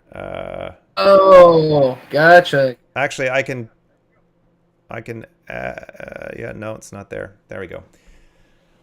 Yeah, that's funny because Danny was talking, but yeah. Anyway, we will be at Gen Con for sure together next year, and. Yep, and sure. likely I'll see if I can drag Danny to go to Spiel if he can get the time off work. But I can make sure that happens. I mean, I go to multiple cons a year. I'll just have to drop one of them. It's okay. Yeah. So we'll try to have him at both conventions if he doesn't mind working a booth a little. But of course not. But anyway, yeah. So I think I'm going to sign off the stream here because I am starved. I need to eat some lunch, and I'm guessing Danny probably is as well and has to do some work. But yep. I will answer your question, Lorix, as to what we can expect from here. You can expect updates, right? So I will be launching the Pledge Manager about a month from now, maybe sooner, but I'll let you guys know. And I'll have updates about a bunch of things between now and then regarding sort of language partnerships that we're working on, and all of the development that happens between here and now. I will, again, like I said, I'll be live streaming, both play live streams and just Q&As and that kind of thing. I would probably do some Zoom meetings where I just say, we're going to have a chat, and that way we can all see each other and we'll talk about whatever sort of business needs to be discussed regarding the campaign. Also, still, there's room for backer feedback on cards, like the scenario modifier deck, for example, which we don't have in this version of TTS that's live at the moment. But that's an area where backers can easily contribute, and we'll basically have 12 of the coolest scenario modifiers to add there, and maybe we could add additional ones if we hit some, like I said, I do intend to honor the 300k stretch goal when we hit it with the Pledge Manager, which I'm sure we will at this point because we're not that far away. But yeah, there is a possibility that we'll add a handful of new cards to the game between now and then, so I'll be talking to you guys about that, and again doing streams and obviously regular Kickstarter updates as we have things to talk about. And there will be quite a bit to talk about. Ryan Angelique commented on the Kickstarter. Okay. In relation to your comment about 7 being a lucky number. Yep. She said quads have 6 sides. In this case, 6 is also a lucky number. So. That is true. We'll call that. We'll have 2,000 and then 1 for each side of the hero. That's right. Yeah. That's actually that's a fun comment. So Greg is asking, what is my optimistic delivery goal? My optimistic delivery goal is still September of next year. So this time next year is still doable. I think we can make it. Based on my discussions with the people that matter, it means we have to get our files to the manufacturer by April of 2023. And I think that's completely doable. I mean, we will be doing some development work, mostly on the solo stuff, and obviously there's work to be done on layout of the rule book and the scenario book. I have artwork to do to finish off all of these boards, like the one that we're looking at here on TTS now is roughed in, but all of the sort of the hand painted details and stuff, and like the pits are just black right now, and so there are 12 game boards. Only one is actually finalized art at this point. A couple are close, but yeah, I have 5 that have to be essentially painted from scratch on top of that. And I do have a day job, so that stuff isn't going to fly, but sure, we'll get it done by April or before that. I optimistically would like to have my files to the printer by the end of Chinese New Year next year. That way we can jump ahead of schedule and potentially have a chance at having some games ready for Gen Con. It's a big stretch, but we'll see. PAX Unplugged this year is pretty tough. I mean, I could maybe make it on my own and bring, prototype and play with people, but to have a booth is a stretch, just based on where we're at from a funding standpoint. There's not a lot of wiggle room, even though it seems like a lot of money. These are expensive ventures, so I need to be really conservative with where funds go, and so attending a con where I have nothing to sell is a stretch. I could potentially be there and sell Quodd Heroes first edition stuff, and take pre-orders for upgrade packs, that kind of thing. So that would make it potentially a possibility, but I have not looked into it yet. I've never actually been to a PAX con. In fact, the only big conventions I've been to outside of local ones are the 2 big global ones, which is Gen Con and Essen. But it would be fun to be there. PAX is only a 6 or 7 hour drive from my house, I think. So at least if it's the East Coast one we're talking about. But yeah, I do anticipate. I will reveal all of the stuff as we complete them, and for sure, I'll be sharing the progress. I'll probably even do some behind the scenes streams where I'm working on the boards, on the artwork. That's fun for me, and it doesn't. I mean, I can keep working and talking at the same time. So, doing that stuff in conjunction with people, and even getting feedback as to some of the thematic elements that could be added to the board visually as we go along, so that people can make a contribution to that. I mean, that's really the spirit of Kickstarter, is backer created content, and I love the idea of you guys being involved with creative decisions and offering your feedback. I'm not necessarily going to listen to everything, but there's a lot of great ideas out there, and I think better things come from more than one person. But so I'm happy to do that, and even going forward with that, like talking about working on the board art, that kind of thing. Sharing the rough layout ideas that I have now for those scenarios in terms of just like a grid, and asking for feedback as to how can we make this look interesting thematically. Like I don't want all of these scenarios to be just grass, I love the look of these scenarios, I'm proud of the work I've done on them, but I would like to add new visual elements to these so that there's more variation in terms of what they look like. And you'll see that a lot in the solo campaign, because just the settings there are different, right? The main core of the game is supposed to take place in the area directly around this fictional town called Fringe, which is kind of on a bluff overlooking a sea that is that was swallowed up by the cataclysm that led to this point, right? The story-wise, yeah. So the terrain is going to be relatively similar, but there are lots of opportunities for sort of some unique stuff added to that. Yeah, there's actually ice in first edition. Is there? Maybe not printed on the board. I'm trying to remember specifically. Yeah, there was one board that was a lot of water with a lot of arrows that would force movement, but it wasn't necessarily. Yeah, it wasn't necessarily ice. Yeah, I originally had wanted to do ice on one of those boards, and it would act like that. Like, it basically forces movement in the direction that you're going. But yeah, it's sure, that's boy, something like that. Conveyor belts, man. Could you imagine like a 5 long tile? Yeah, is conveyor belts and a switch, so heroes could make it go one way or the other way. And yeah, I mean, actually, one of the things I was going to try to show it to you guys, but it won't work.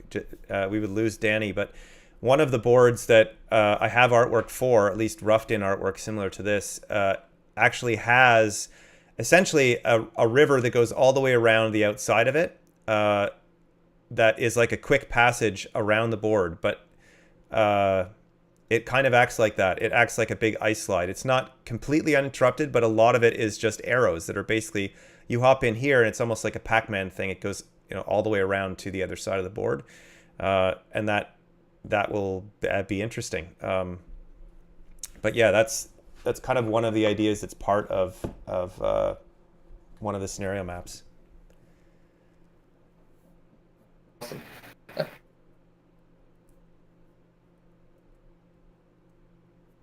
Yeah, for sure. Well, the add-on to answer Austin's question, Tria Photo. I don't know how to pronounce that name, but the board add-on is actually just the boards from first edition. So it's basically a reprint of the first edition boards for people who only have second edition, and allows them to be more modular. But yeah, so it doesn't add new boards.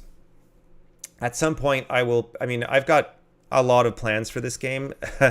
Perhaps I'm too ambitious based on the response so far, anyway, to this campaign. Although I still think the game has not had its day in the sun yet. I think it should be more popular than it is, and the more people who play the game, especially once we're out there in retail, it'll be more copies out there in circulation.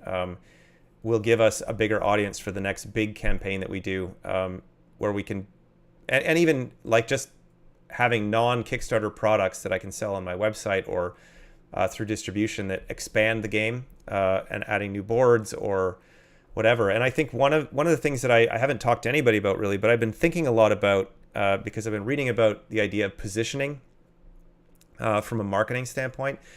And I think the biggest problem that I have with Quodd Heroes in terms of reaching the audience I think I need, or I think the game deserves, is really positioning. Like, people see this game on the surface without knowing anything about it, or only reading a little bit, and they don't really know what it is. They think maybe it's a combat game. They think it's like a miniatures fighting game. There's a lot of people, like, the impressions people have of it, because there's nothing really like this out there, at least nothing exactly like it, or really even close. The closest comparables I always make are Robo Rally and Mechs vs. Minions, but it's not really either of those things. I think there are similarities from the board standpoint, but the gameplay is quite a bit different.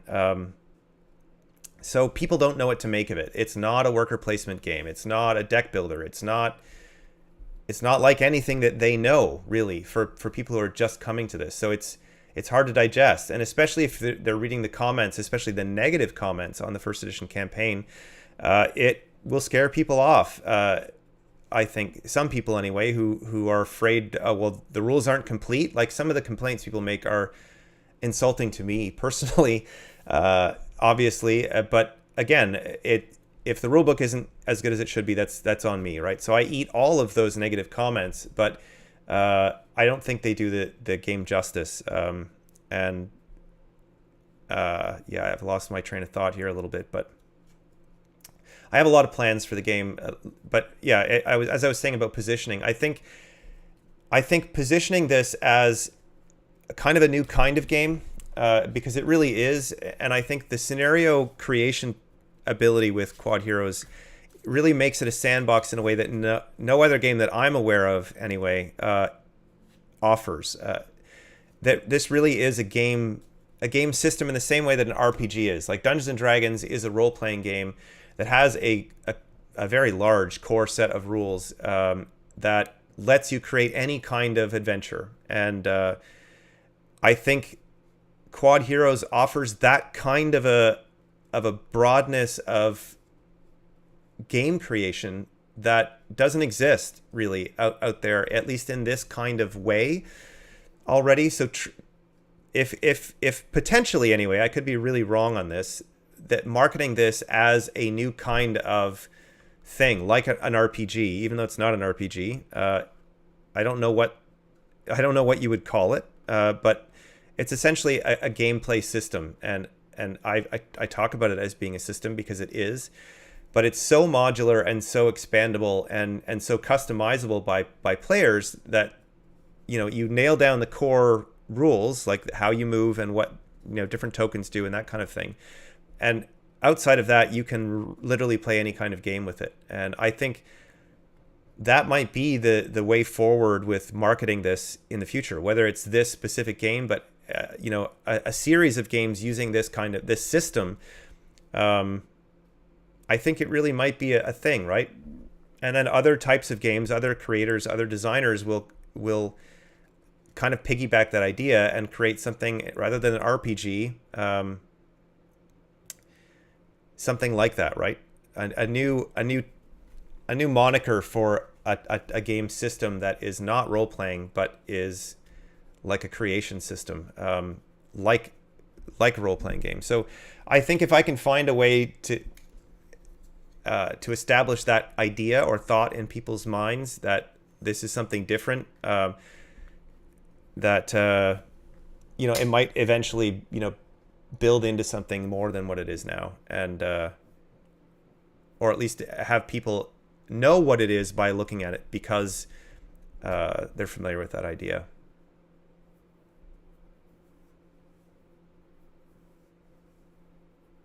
Yeah. Yeah, likening it to Gary's mod. Yeah, I think that's a fair comparison, and I've always compared this game to video games, because video games are like that, right? In Super Mario Brothers or any platformer game, you have the rules for moving around, and that's what Quodd Heroes has. It has rules for movement, and it has everything else essentially, right?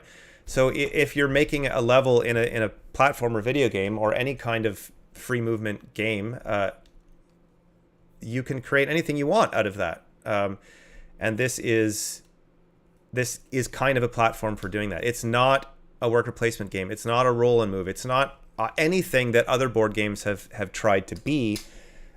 Of course, that's maybe too big of a statement, but I think what this is really like a machine, and I love machine games, like video games that let you, the Incredible Machine. There's a whole bunch of examples of that where you put a bunch of things and you make something, and that's a fascination for me in terms of game design, and always has been. And it's part of many of the game designs that I've done that haven't seen the light of day, are this idea of each little piece has a set of rules for it, stick them together and see what happens. And that's really, Quodd Heroes is a realization of that in some way. And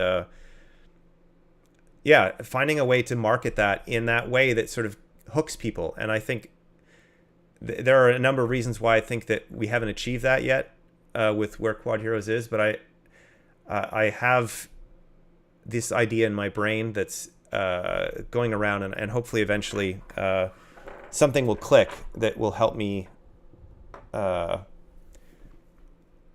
find a way to engage people's imagination and interest them in this beyond what they have. Because, I mean, with all the games that are on Kickstarter that I see,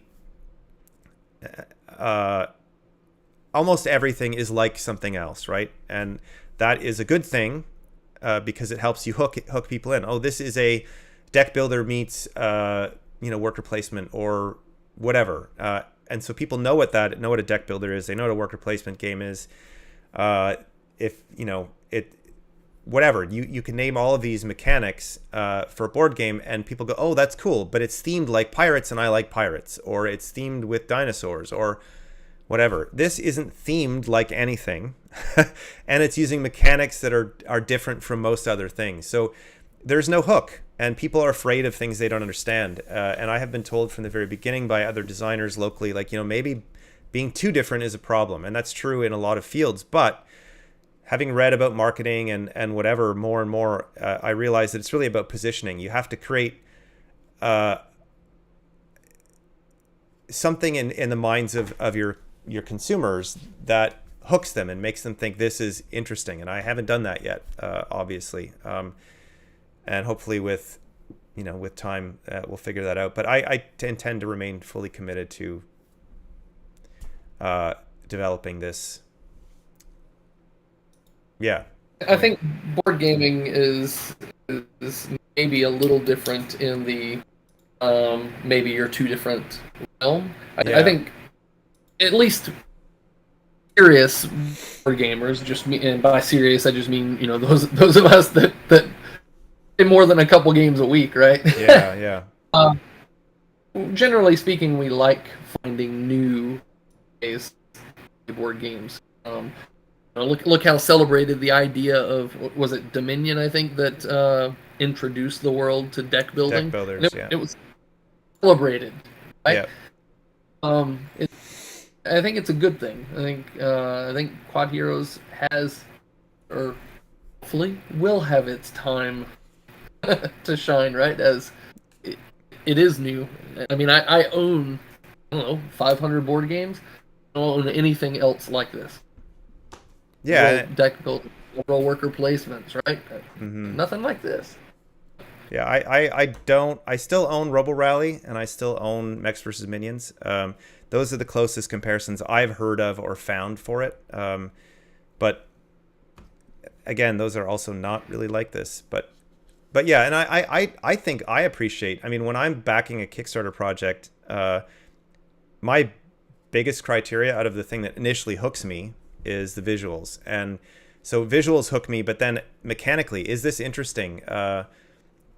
Theme matters to me, obviously, but I'm more curious about mechanics, people doing something interesting that I've never seen before. And that's the reason why I back most projects, although I don't back many anymore. Just my collection is too big and I don't have the finances for it. But yeah. So I love things that are different, but not everyone is the same, right? They may have, I guess it's not really about being different. You have to be able to express that difference in a way that intrigues people. And I think I haven't found the way yet, right? Yeah, anyway. I think another maybe hurdle for Quodd Heroes is when you see it. Somebody just went to your Kickstarter page and saw it. Yeah. It visually looks like it's this cutesy game. Yeah. It's a kid's game. While it is very approachable. It's easy to get somebody in and get them playing. Absolutely be a thinky game for someone who wants a meatier game. You saw it with Ryan and I just on, not this past game, but the one before on this stream. Ryan was like, I apologize. I'm trying to really kind of math out my turn, right? It appeals to a wide range of players. doesn't necessarily convey that just seeing images of. Yeah, Um, and it's I totally agree with what you just said, Danny. It's and I see it repeatedly. Is I have been working on this game since 2013, in some capacity or other from its initial genesis, and I don't have an elevator pitch for it yet. yeah. As sad as that is, I mean, when a publisher asks me, like, walks up to me, or somebody else from the industry says, give me the elevator pitch, like in 2 sentences, tell me what it is. And I don't know what it is. I mean, I know what it is, obviously, but I don't know how to describe it to you in 2 seconds. I don't know what the hook is. And I tend to talk about mechanics. And that is really not what makes the game interesting, even though they are unique. Like the tumble mechanism is pretty unique. There haven't been many systems out there that use that mechanic, at least not in the way that I'm using it. But what makes this game, what hooks most people on it is all of the other stuff. The combo-iness of it, the puzzliness of it, the player interaction. There's lots of times when I'm playing this game, almost every single game I ever play, where there's something that happens that just makes me laugh out loud, or like, oh my god, that's amazing. And that doesn't happen in very many board games. There's lots of there's like sort of satisfactory moments where you do something that's awesome, whether it's combo-y or you've put together that final piece of your engine, or whatever in your other games. But there are very rarely moments where you go boom and you do something that's hilarious or awesome, and that on top of that doesn't piss everybody else off.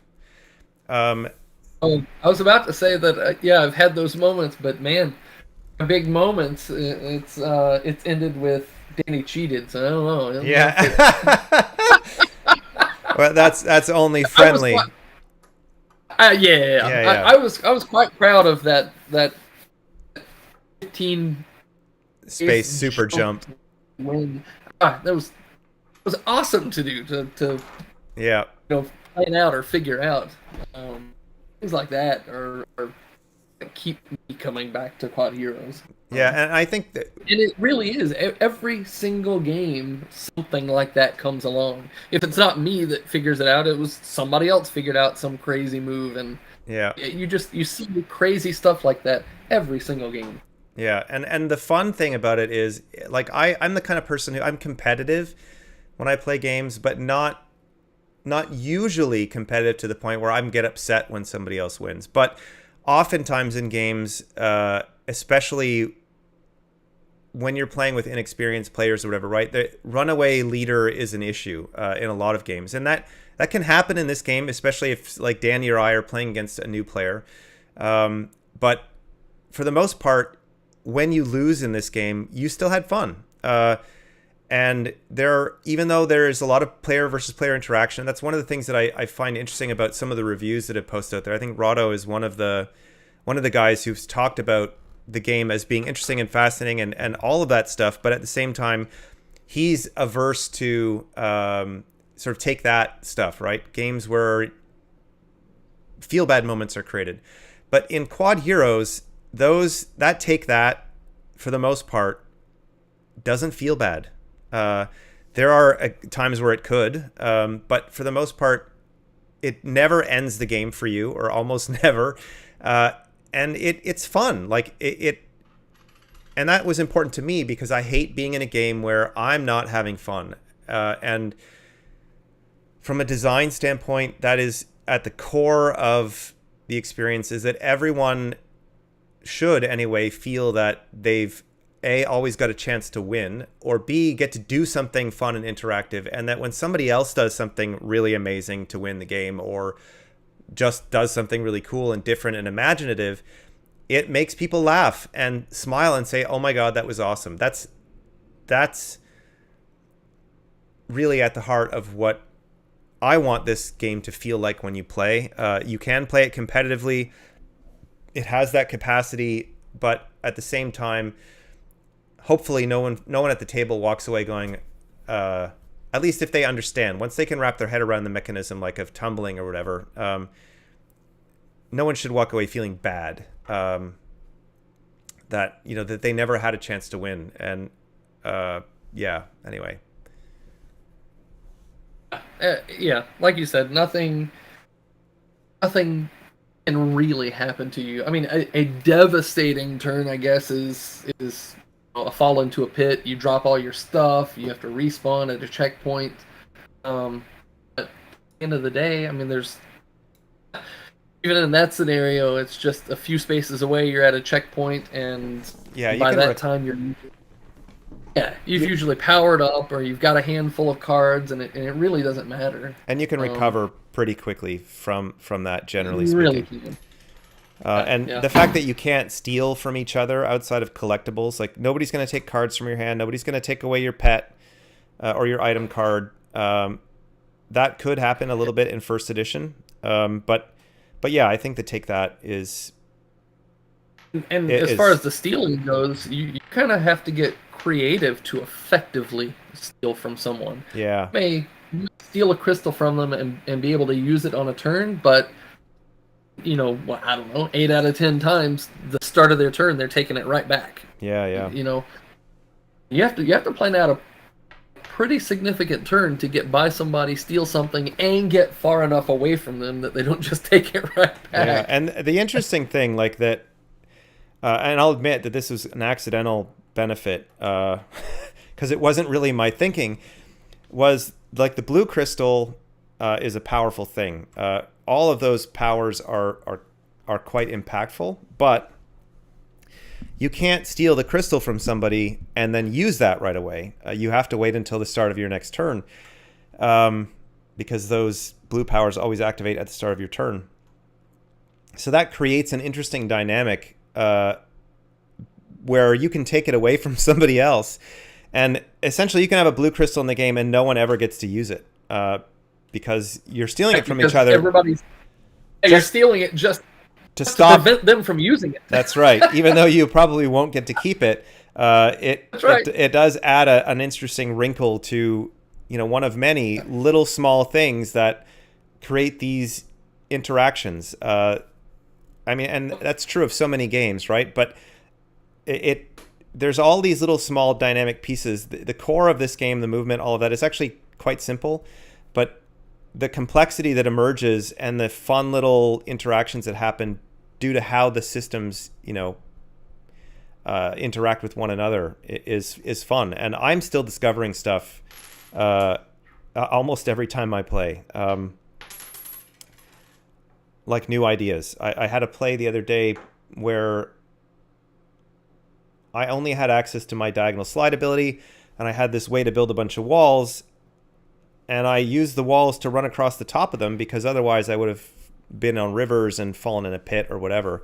And I was impressed with myself with that clever thinking, that, you know, it doesn't break any rules, and the game rewards basically just creative thinking, essentially. Absolutely. All right, well, I'm going to finally turn this stream off since it seems like Danny and I are just talking into open air, but this will be here for 11 watching.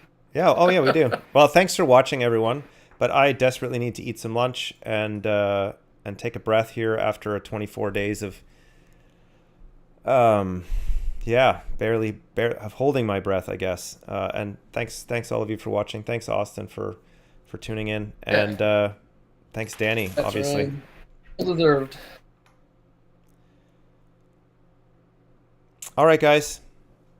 I'll be in touch soon. I'll post an update later this evening or later today to say thank you to everyone and outline some of the next steps. And yeah, talk to you soon.